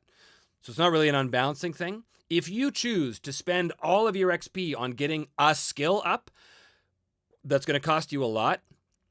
And also, don't forget it's diminishing returns, because the higher your skill, the harder it is to improve. So since we're talking about magic, if my conjure skill, because yes, you're right, you do mix. You mix the bind and the strand, conjure beast or whatever, right? But you only increase those individually. You don't increase conjure beast, which might be 70 or 80 or 90 or whatever. You increase conjure or you increase beast. So if your conjure is at 50, then when you spend an experience point on increasing it, you roll. And if you get over 50, it goes up by 1d4 plus 1. If you get 50 or less, it goes up by 1. So the better you are at a thing, the harder it is to improve. So once you get up to like 80, 90, you're spending experience rolls on it. You're probably not going to increase it by more than 1. So that is a long, slow progression. And if you ever do get that skill past 100, which is possible, you always increase it by 1. So now you're spending an experience roll or an experience point to get 1 point. When you look at all your other skills and you're like, oh man, if I spent this on that other skill, it's probably going to go up by a lot more. So that's where that balancing comes in. So it's really not much of a concern. Lily D, I think I recognize you as a patron, I believe. Hi, Trevor. Question. I've been trying to write a game as well, and was wondering what you have found to be the most challenging part of writing a game. Where do you start? Technical writing. Technical writing is the hardest part. I can write prose and flowery language till the cows come home, but writing things concisely and effectively and communicating a very specific idea in as few words as possible while still making it interesting and not read like a airplane repair manual, that's the hardest part. Luckily, I have help to do that. But yeah, easily that's the hardest part. It's a very different animal than writing anything else, you know. I'm a scriptwriter. I wrote for Marvel for a long time. I write prose, all that stuff. This is a very different beast than either of that stuff. Sweden's $10 tip. Thank you, sir. Ma'am. Person. Mr. Person, Madam Person. Okay. Jakob Woltowicz. How different from other RPG settings are half-orcs and ogres? Half-orcs are similar to what you would expect a half-orc to be. Ogres are quite different. Ogres are like something out of a... Ogres are kind of like something out of a fairy tale, but darker. Ogres are bloodthirsty, ravenous, savage creatures that are trying desperately not to be. They are trying desperately to pass themselves off as civilized gentlefolk. You'll see ogres who dress in the finery of country lords, but they can't really hide their tusks and their great size and their ogreness. The ogres in the Broken Empires are susceptible to something called the breaking, which is very dangerous for anybody around them. They're quite different. Like, take Shrek and now make him a potential homicidal maniac. Okay. Adalada, why no love for the D4 die and the resource dies? There's D4s. Of course there's D4s. That's where you go. Oh, in the resource die. I see what you're asking me. Because with a resource die, I thought the same thing. I was like, why not have a D4 resource die? Because with a D4 resource die, So for those of you who don't know what we're talking about, there's a mechanic in the game that tracks stuff like supply, ammunition, medical supplies, stuff like that, which is based on a resource die. And essentially that is a single die type between D12 and D6. And every time you use the thing, you roll that die. And if you get a 1 or a 2, it reduces 1 step. So a D12 goes to a D10, to a D8, to a D6. Not to a D4. Why? Because if you have a D6, you have a 1 in 3 chance of losing that stuff altogether, right? You're out. If you have a D4, you have a 50% chance. To me, having a 50% chance of running out of a thing is a little too punishing. I'd rather have that 1 in 3. You know what? I can't give you a mathematical answer. It's just a feel. It just feels right to have D6 instead of D4. You're free, of course, to say that your resource die has gone down to D4. Free, of course. But for me, it's a feel thing. Oh, Magnificent Devil. Yeah, this is a question I asked before about Acts 2. It's like Acts 1, which is Adventure Conquer King, by the way. Sort of a reskinning of AT&T, basically. But even tighter mechanics, more integrated into the economics of the world, and with reworked unified systems for building races, classes, spells, and magic systems. Cool. I'm tempted to get it, but of course I have all these first edition books I've never actually used. So, I don't know, I'm torn.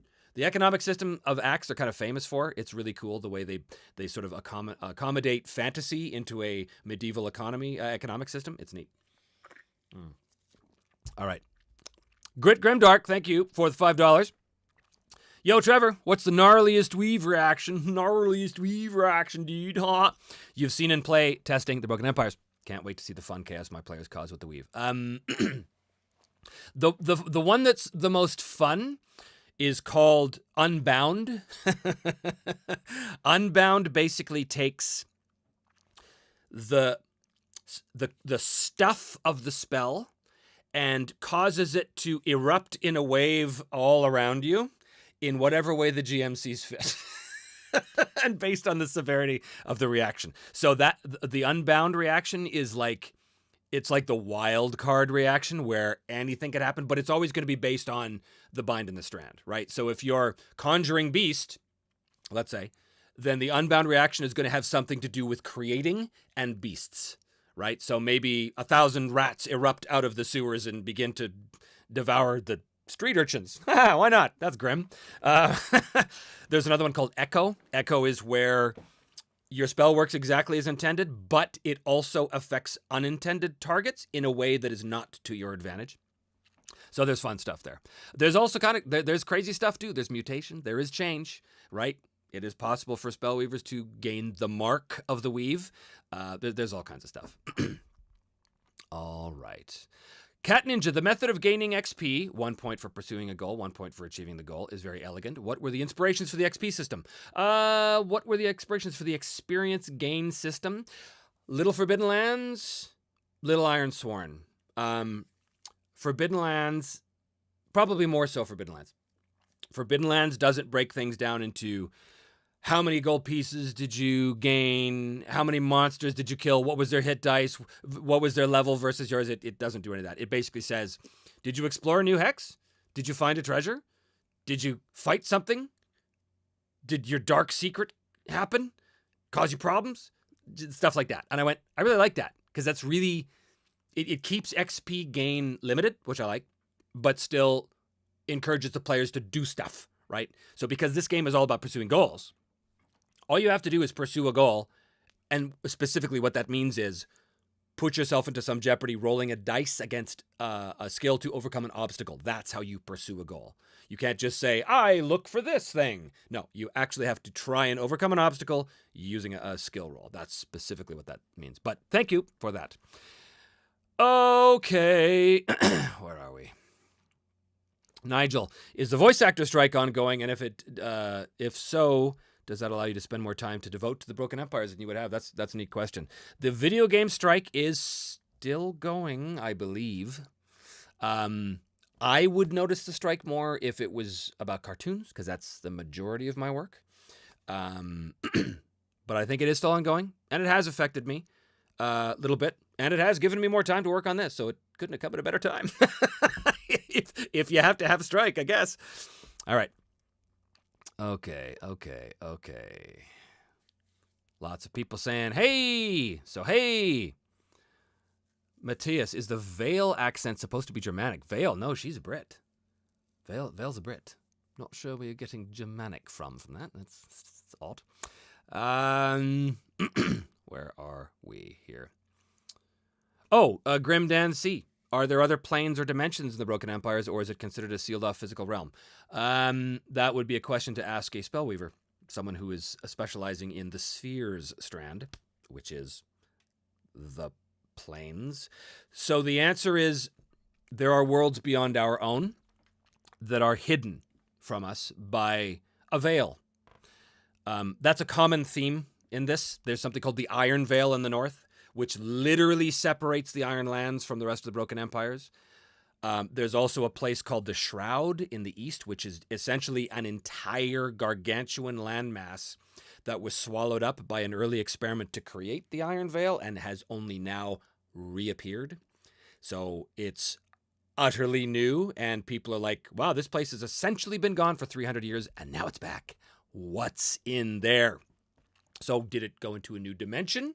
An alternate reality? Not an alternate reality. I've always hated alternate realities. There's only one person, right? If you're a character, if you were to go to a different dimension, you're not going to meet you. In that you are unique, right? And that is inspired by Michael Moorcock's work, The Eternal Champion.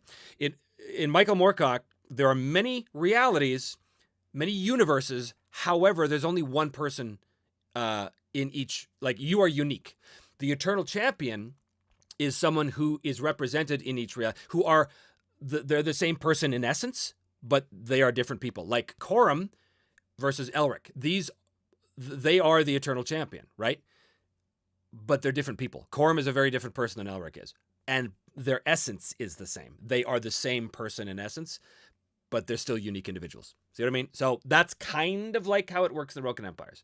There are other planes of existence, but very few people know about them. Very few people have any interaction with that sort of thing. All right. Where are we here? Lots of convo going on. Okay, lots of convo. All right. Homemade heroes. I just love some of the roles Simon made in season 1. No spoilers, but seeing Trevor react to those roles was priceless. Yeah, that was all honest. There was no fakey nothing in my show. It's all for real. Okay, where are we here? I already asked the question about elves, or answered the question about elves. Where are we here?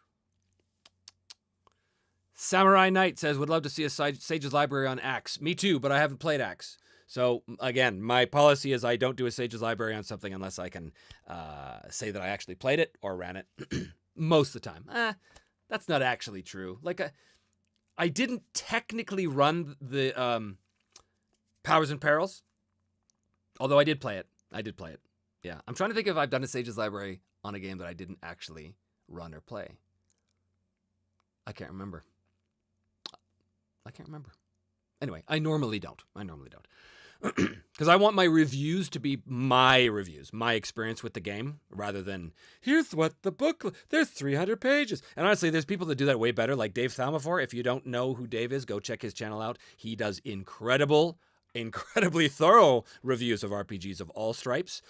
Go check out Dave's stuff. Basic Fantasy, Grit. Yes. Basic Fantasy is what I confuse BRP with. Thank you. Okay.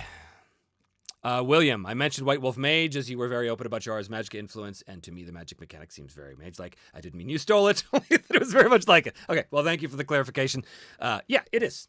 But like I said, it was sort of one of those weird osmosis things where I didn't realize I had essentially borrowed the concept of paradox without realizing it. Oh, right. Of course, there is that concept there, but it's concept, not mechanics. I don't borrow anybody's mechanics specifically, or if I do, it gets completely reworked. You can't copyright mechanics anyway, but still, I don't want to just use someone else's stuff, rip it out of, I want to make it my own, Okay. JF Sebastian. Oh, I love that handle. That's so great. Will there be a VTT version for platforms like Foundry, VTT, or Roll20? Well, we did unlock the Foundry as a stretch goal. So yes, We're looking into that. I can't tell you right now what that's going to look like. I can't tell you how it's going to be delivered, but we're working on all of that. In terms of Roll20, I don't know. I mean, probably eventually, but we'll see. Okay. What's been the highlight of the last several years making the show? Excuse me. All of this fake beer is giving me some belchy. How are we doing? Oh boy, I'm almost up to 2 hours. It's amazing I can just talk to a lens for 2 hours. What's been the highlight of the last several years making the show? That's a tough one. I guess it's how they end, and how they end so organically, and it makes it feel like I planned it all from the beginning, when I absolutely did not. If I look at how season 2 ended, season 2 was a little easier because the Iron Sworn system is very channeling. It channels you towards your character's goals, which I really like, and that's why I've sort of imported that concept into the Broken Empires. But I didn't know what the specifics were. I didn't even know what Arn's vow was when I started the game. I didn't even know what the focus of that vow was until like episode 3 or something. Maybe 4, I can't remember. But at the end, everything just wrapped up so perfectly. And that was just the dice talking and my interpretations, right? That was not me imposing any kind of narrative on it. Or season 3, same thing. I had no idea why Edward was on that beach. Zero. It wasn't until like episode 7 that I started to, the picture started to form, and I started to go, oh, I think I know what happened. And then it starts to build, and then it built to this incredible ending that all just wrapped up. It all made sense. So yeah, I'm super proud of that. And I still kind of get choked up when I watch those endings. I'm like, God, this is so good. This really worked. Oh, that's funny, Jack. What's the best RPG of all time, and why is it the Broken Empires? It is not. Everything's subjective. There's no such thing as a perfect game. I'm just trying to bring a game to you that I think is pretty cool. It's not the perfect game. All right. Okay. Andreas Valentine, question, will there be ship customizations and upgrades? You're talking about the naval combat supplement, which was unlocked as a stretch goal. Not a ton in the main book. The stretch goal unlocked the chapter on how to do ship combat and naval combat. It is not a naval campaign chapter. It's not a naval administration. Now, that said, I'm very interested in that stuff. So that's probably coming later. So keep your eyes peeled. Might be another Kickstarter, might be something I do individually, independently, I don't know. But I am very interested. I'm picking up what you're putting down, let's just say that. Okay. William again. It's another good question, actually. Why does your custom dice box have a split like that? Is that your design, or did you partner with some for that box? I like it. I like it too, and it is my design. I use it in the show for this season because this show is all about opposed rolls. Or the combat system's all about opposed rolls. So I wanted a dice tray, because I have a camera on it. I have a dice tray that on one side of it, I'm going to roll the player character's rolls. And on the other side, I'm going to roll the enemy's rolls, and I can keep them perfectly separate in the 2 sections of the tray. But I can also pull that divider out and have a full dice tray if I want. So yeah, that was a design I worked with, or I worked on with my wife, actually, because she handmade that, what you see in the show. So yeah, it's kind of neat, isn't it? Yeah, it kind of works well. Grim Dan C, when can we expect the next episode with Vale? In November. I'm gonna finish the season in November. I suspect there's 1 episode left, but I can never tell for sure, obviously. But I suspect there's 1 episode left. But keep your eyes open to the channel page. Matthias, being the Broken Empire's creator or maker, has it become your main job now? No, I wish. I wish. I know that when you look at the Kickstarter, you think, oh my God, he made $500,000. I absolutely did not make $500,000. The overwhelming majority of that goes to everybody but me. It goes to manufacturing, to design, to the art. My God, the art. To the everybody takes their pound of flesh. You can shave off about 20% of that right out of the gate on Kickstarter and Stripe fees and this and that and the other thing. So by the time my pittance gets to me, yeah, it's not a whole lot. So no, it's not my main job. I wish, maybe in time, if this continues and if people like you keep backing the projects, then it can be. I'd love that. That'd be a dream come true. But for now, I am still a lowly voice actor in Hollywood. Okay. Roosevelt Cooper, I don't have a difficult time finding games or players. However, I still solo because it's fun.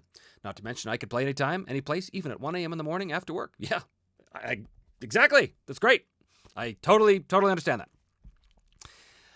Oh, Brittle Steel. Hi, everyone. Question, if you don't mind. I do mind. How dare you ask a question and then ask me anything?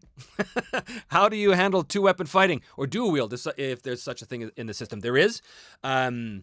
Basically, it's really hard to do that unless you have a talent. But the talents do exist, and you can spend XP to get better at it.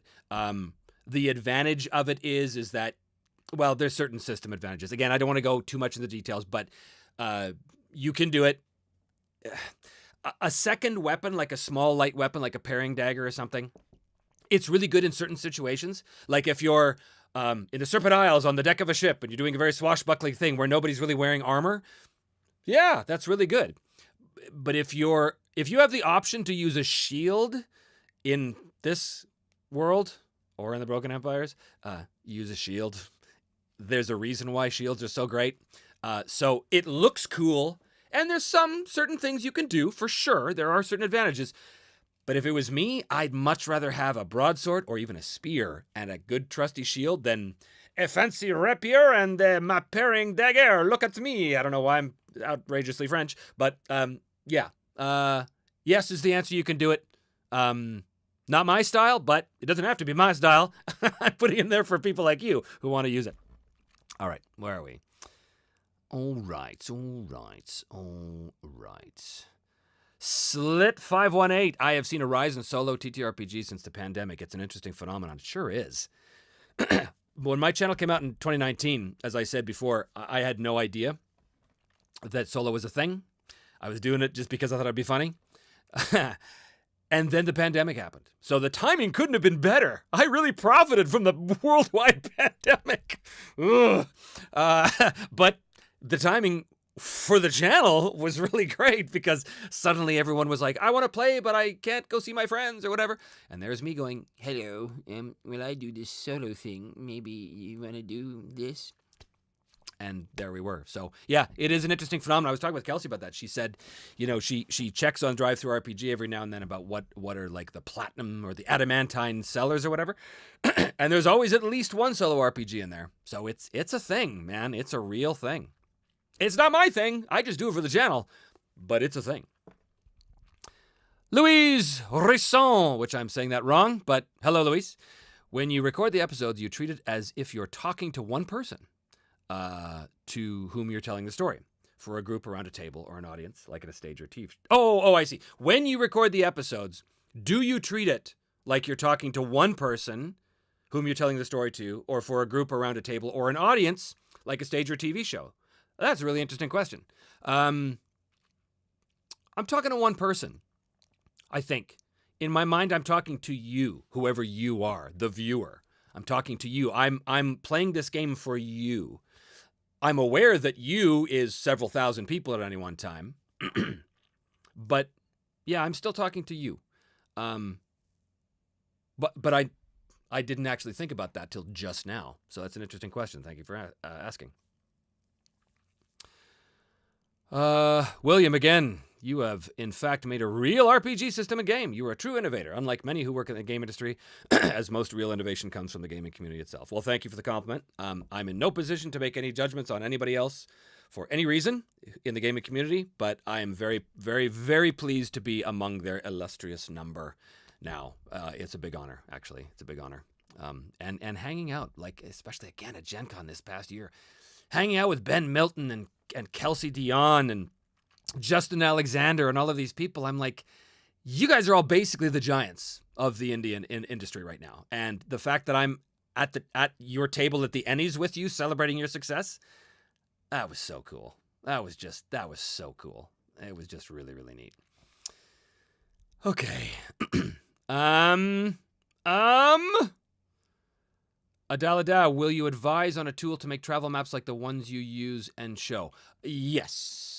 There's going to be all kinds of stuff like that. And we provide a lot of that, especially in the starter box. There's a lot of stuff that's going to give you an example. And there in the starter box, too, there's the map of the world, which, as far as I know, will have hexes on it as well as not. I think that's, I don't want to speak out of school, but I seem to remember it's a double-sided thing. And on one side, there's just the map, and on the other side, there's the map with the hexes that you can specifically use. They're 10-mile hexes that you can use to do the thing. What's on the t-shirt, says Dungeon Monster? Oh, this. Mind Flayer. Look at that. The Illithid. The Mind Flayer. Okay. Boy, this is going on. Excuse me, guys. Talking a long time. Starting to lose my voice a bit. All right. Let's make sure I haven't missed anybody who has given me money to talk to me. Crazy. Hyperborean question. Is there a method of resurrection in the rules, and how does magical healing function? There is no resurrection in the rules. Life and death are beyond the power of the weave to alter, and beyond the power of the gods. There is no resurrection. Once you are gone forever. How does magical healing function? Through the use, if you're talking spell weaving, it's through the use of change body, where you can literally change the wound into something that isn't a wound. There's also alchemical and herb-based things. You can concoct potions from materials that you find in the wild, using nature-wise and skills like this. They don't work quite as fast, but they can do things like help heal the wound faster or prevent infection. My place, where are you? Where was your... What just happened here? I just had a note. Are we still running? Oh, I just had a weird thing happen saying, you are now offline. Am I still here? Let me know if I'm still here, guys. Are we back? It said the chat was disconnected. Still here. Okay, good. Thank you. That was weird. Very, very strange.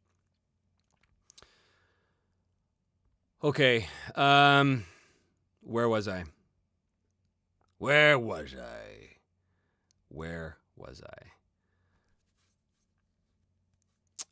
Something about healing, right? I can't remember. Yes, healing, magical healing, it's there. No resurrection. That's where we were.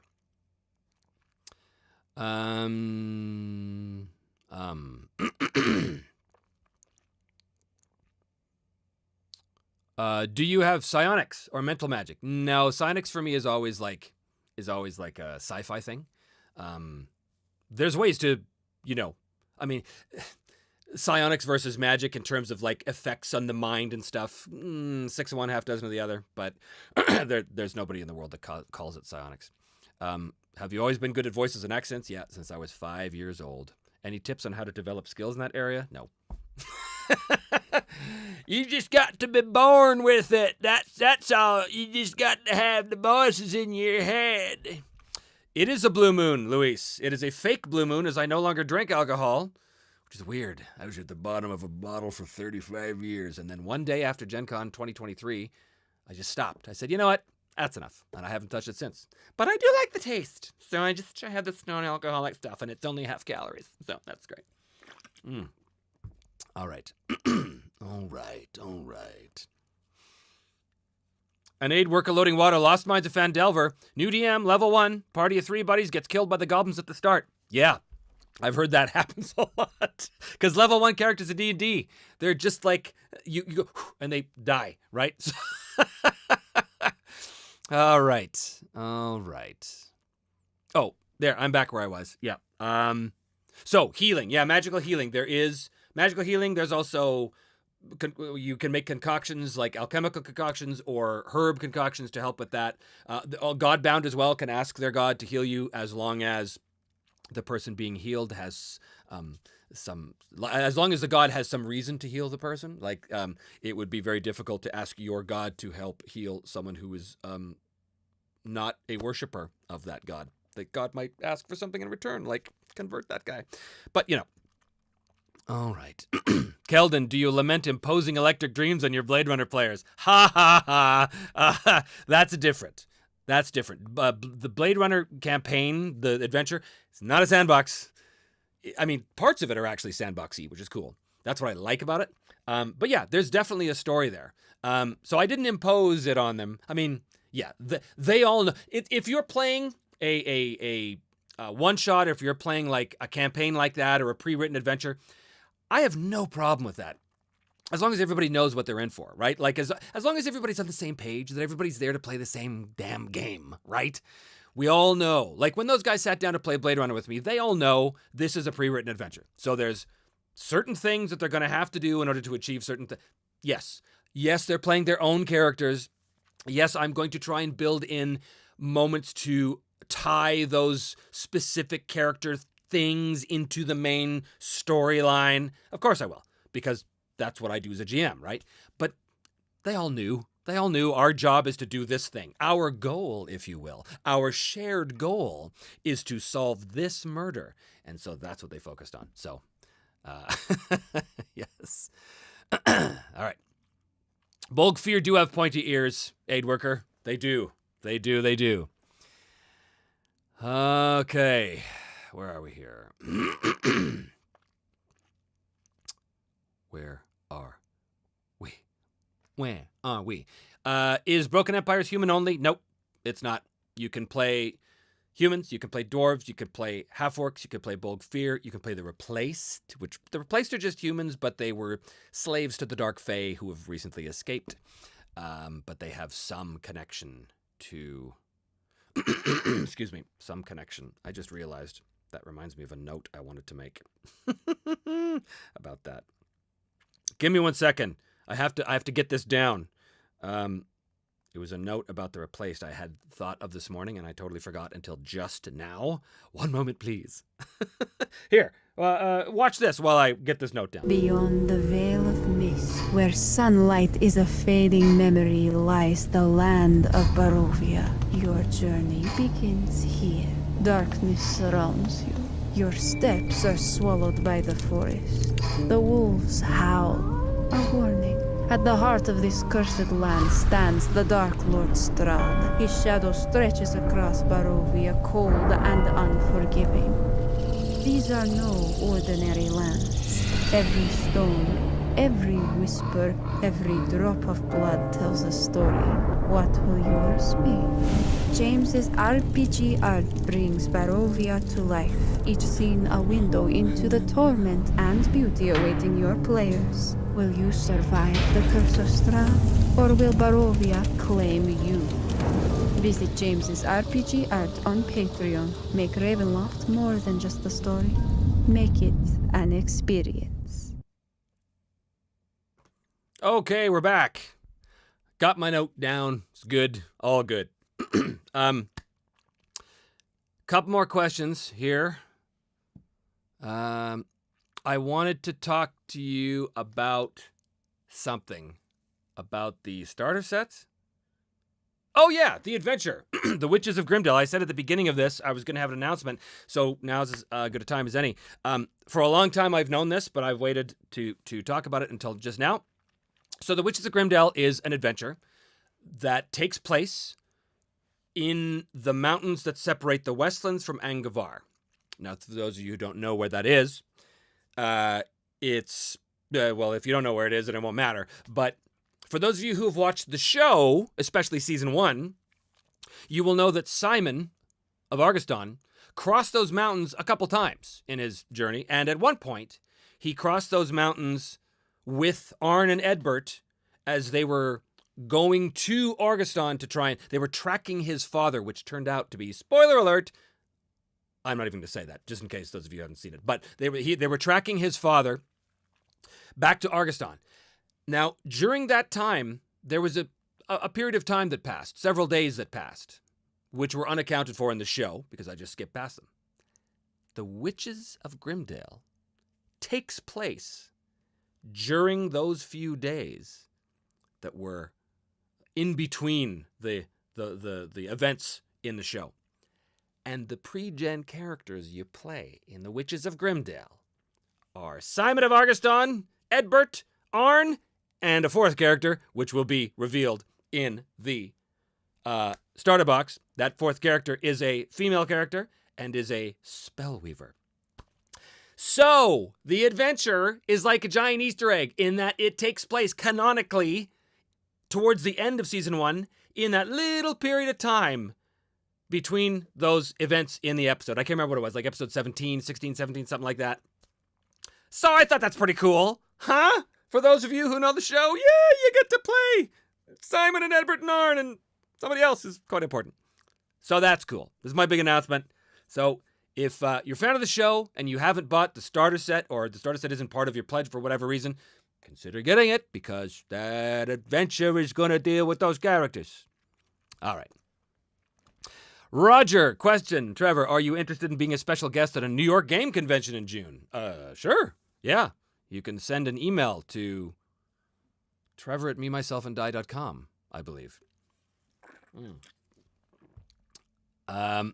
Astrolama, what's the general attitude of people living in the Broken Empires towards magic? It depends where you are. Most people know it exists. Most people are afraid of it. But not everywhere. There is places that are more aware of the realities of magic. Of course, that would probably make them more afraid of it, because when you know the realities of magic, you know what's possible and what might go wrong with magic. But yeah, it's not a secret. It's not a secret. But people do not walk around casting spells. This isn't D&D. Everybody and their dog has spells and little cantrips, and this guy, no. That's none of that. None of that. Okay, Fear the Dark. If you score 5 success levels with an attack, can you ignore a shield, knock prone, and still do 5 damage to the body? The answer is, it depends on the weapon you're using. So, if you score 5 SL, what that means is that you have achieved 5 SL through a combination of your attack and the opponent's defense, and possibly any expertise you have, or if you spent favor to increase the SL after the roll, which you can also do, which is resolve, right? So, let's assume you did that. You've got 5 SL and a successful attack. It depends where you hit them. Let's say you hit them in the body, because that's a 50% chance you're going to hit them in the body. You want to ignore the shield, presuming they have a shield. You want to knock them prone and still do 5 damage to the body. Let's take that one step at a time. With that 5 SL, the weapon you have is going to determine the cost of circumventing the shield. Smaller, faster weapons are easier to circumvent a shield than bigger, heavier weapons are, okay? Knocking prone means you have to hit them in the leg, okay? That's first thing. You have to choose location leg. Smaller, faster weapons are better at choosing location. Knocking prone is itself a combat maneuver you can apply based on the weapon. Bigger, heavier weapons are easier to knock people prone.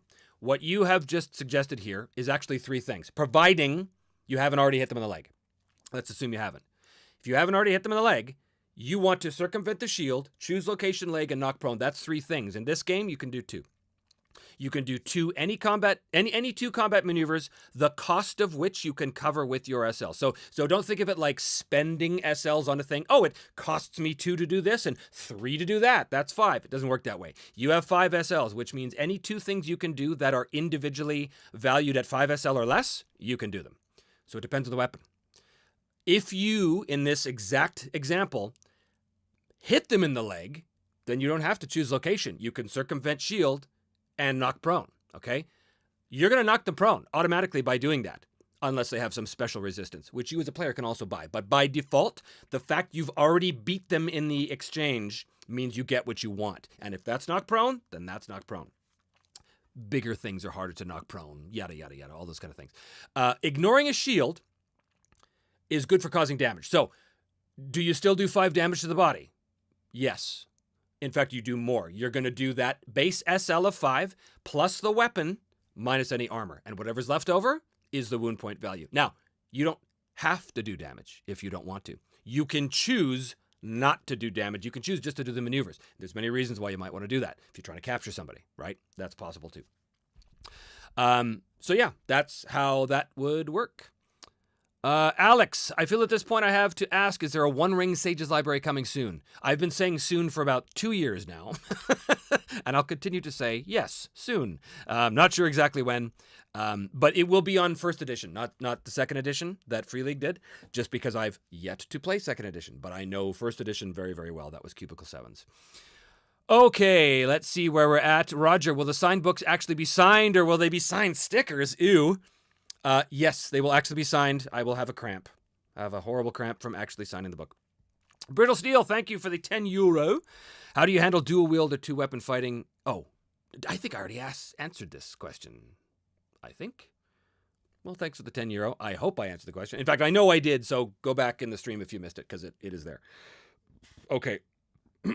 All right.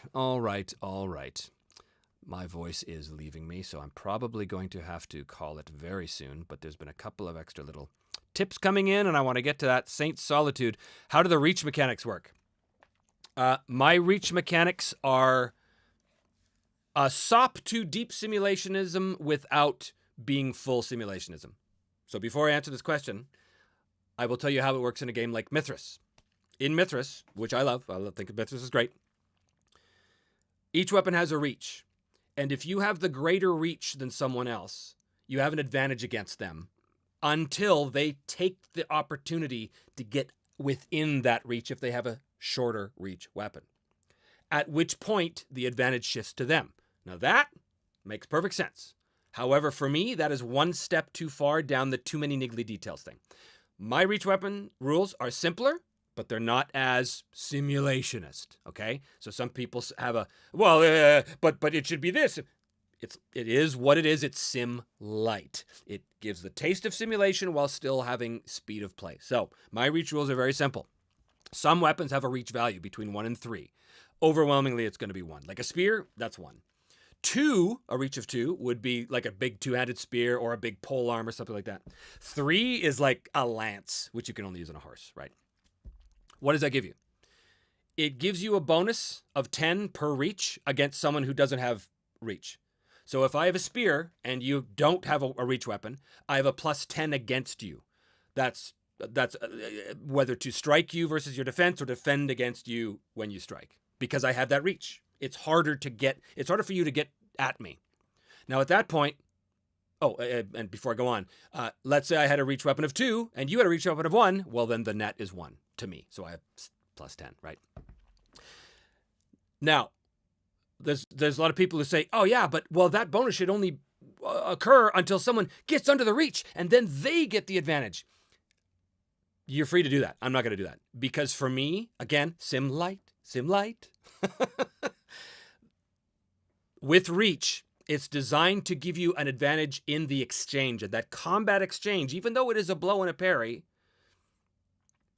still abstracts a lot. And some of the things it abstracts, because this is not a hex-based system, it is a zone-based system. One of the things that it abstracts is, if you beat me in your combat exchange, you have beaten me, and I must suffer the consequence from that, for that exchange. But if I have a reach weapon against you, and you beat me, I suffer the exchange. But on my turn, what is abstracted is I can increase the distance again and get that reach back. Mithras can do that too, but there's specific rules of how to do it.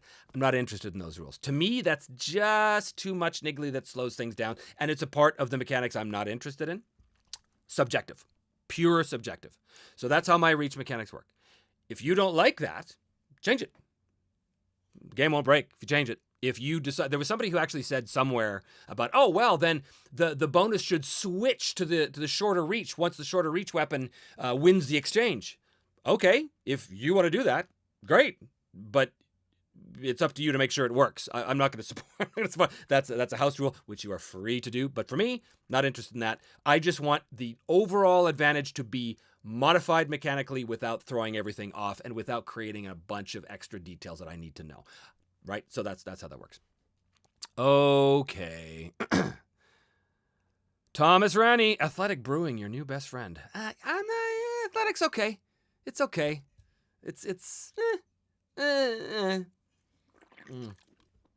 All right. Oh, we're getting to the end now. Good, because I can't go on. How are we doing? 2 hours and 16 minutes. Oh boy. Sighertz, I recently found your excellent channel after your Kickstarter launch and instantly backed. Thank you. Just want to say how much I appreciate your work and how excited I am for your work. Well, thank you. Adelida, can you give an example of wound recovery cycle and how it works in practice? Each wound, when you suffer it, is tracked individually.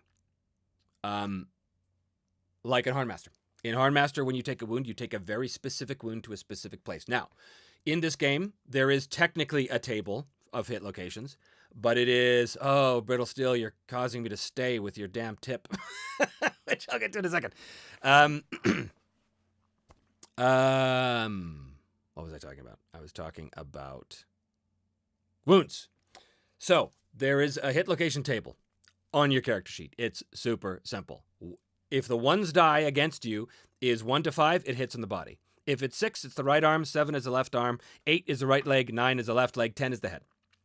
Now, within each of those, and again, on the character sheet, which you won't have seen in the examples because we didn't build them in for the examples we needed for advertising, but you will see them in the final, is a subchart right beside each area. So on the head, there's going to be face, eye, ear, neck, stuff like that. On the body, chest, stomach, groin. On the arm would be shoulder, forearm, hand, that kind of stuff. Now, mechanically, it doesn't matter where you get hit. You can ignore that if you want. You can just say, I took a wound to the right arm. But it's not as cool. It's not as fun. I much prefer to know that I have a 4-point slash in the right forearm than a 4-point slash in the right arm. Because I can picture it better. And because each wound is recorded separately, I might get hit again in that right arm, but it's not in the forearm, now it's in the shoulder. It just helps me picture it. It's just cool. So each wound is tracked individually, which is not hard. It's right there in your character sheet. Each wound, when you take it, needs to be treated. If you don't treat it, it will treat itself. There's something called golden hour, which is a thing in first aid, and is also a thing in Savage Worlds, which I always liked. Golden hour basically means if you don't deal with the wound, if you don't triage the wound or whatever they call it, in the first hour, basically the wound's going to set itself, more or less. So that's how this works. That's why you need healers. Because what healers do is, when they treat a wound, yes, they can reduce the wound value, but they also set a healing bonus, a recovery bonus to that wound, because each wound recovers individually. So every character has something called a recovery bonus, a base recovery bonus. Or recovery, that's the stat. It's an attribute called recovery. And if you have a good healer, the healer's going to add a bonus to that wound. So if your recovery is 40 and you have an awesome healer who gives you a plus 20 to that 4-point wound, that means that wound's going to heal at 60. So there's a 60% chance that that wound heals a bit at the end of every day. Critical is good. Critical means it heals even more. Critical failure means it gets infected. And once you have infection set in, it doesn't matter how many wounds are infected. All that matters is how many days have passed since any infection is set in. That's when healers need to deal with infection, because infection can be lethal, but it takes several days, sometimes less, depending on how it is. So you do take individual wounds, which are all easily tracked in the character sheet.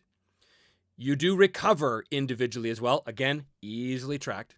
It's a bit of bookkeeping, but for me, Sim Light, there's a simulationist thing moving towards more detail, which means we move away from speed. So yeah, at the end of every day, if you've got 5 wounds, you're going to roll on all 5 of them. Oh no, it takes 30 seconds.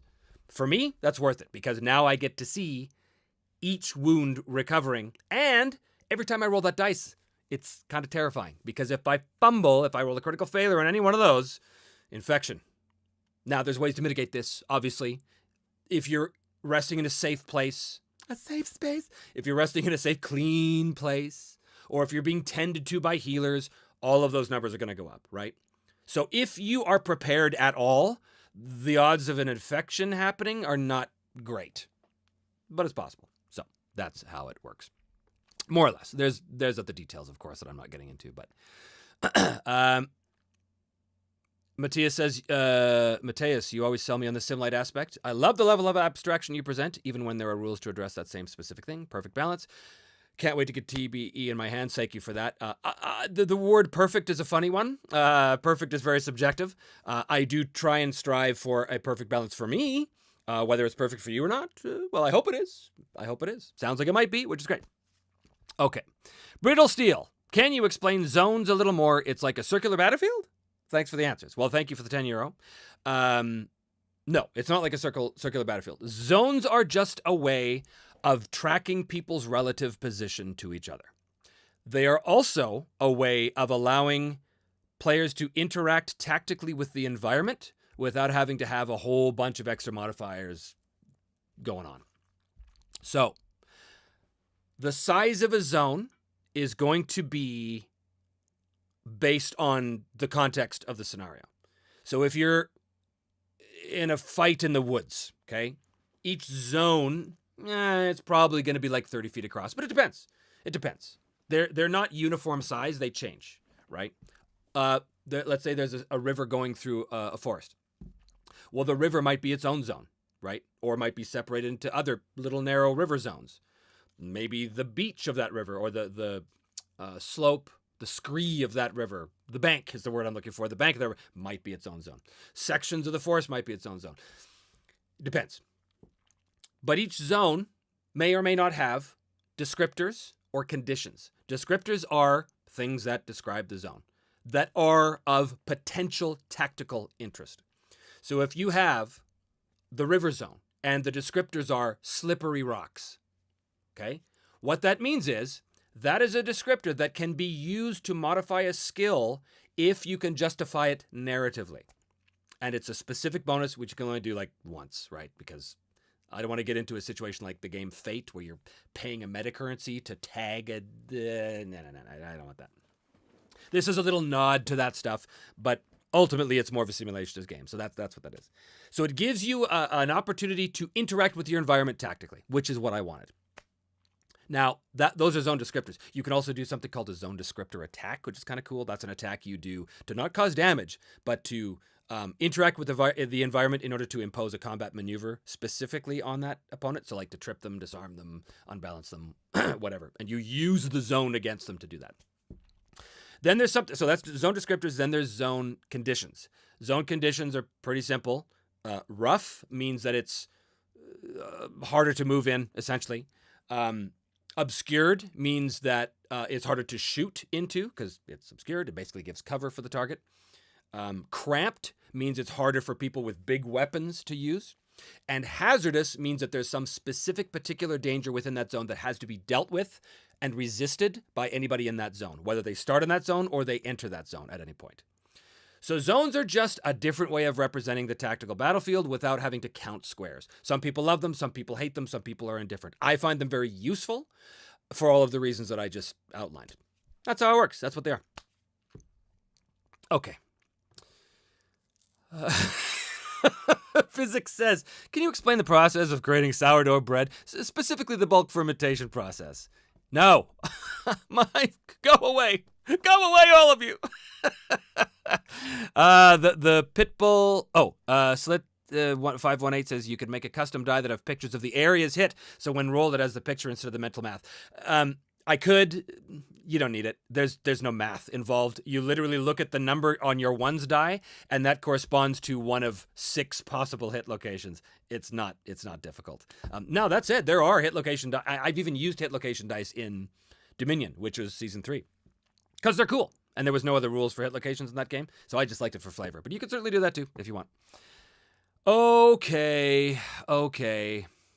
Hyperborean PLN 25. Well, thank you for that currency, that tip.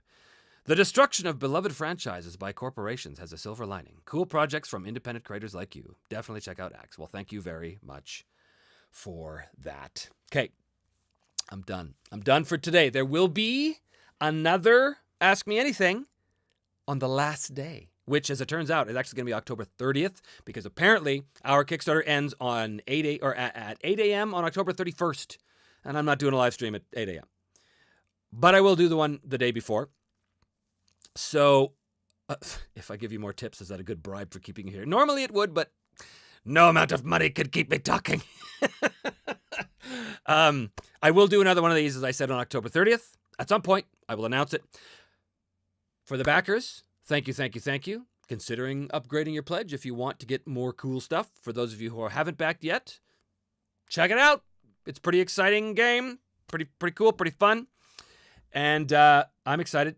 So thanks, everybody, as always, for your support, and especially to my patrons and YouTube channel members, of course, and to everybody who's subscribed to the channel as well. I will be doing more stuff in the future, but we got to get through this Kickstarter first. 4 days to go. 4 days to go. We're doing very, very well. Thank you all. Good night, good afternoon, good morning, wherever you are. And I will see you next time as I desperately try to end this stream while not looking like I don't know how to end a stream.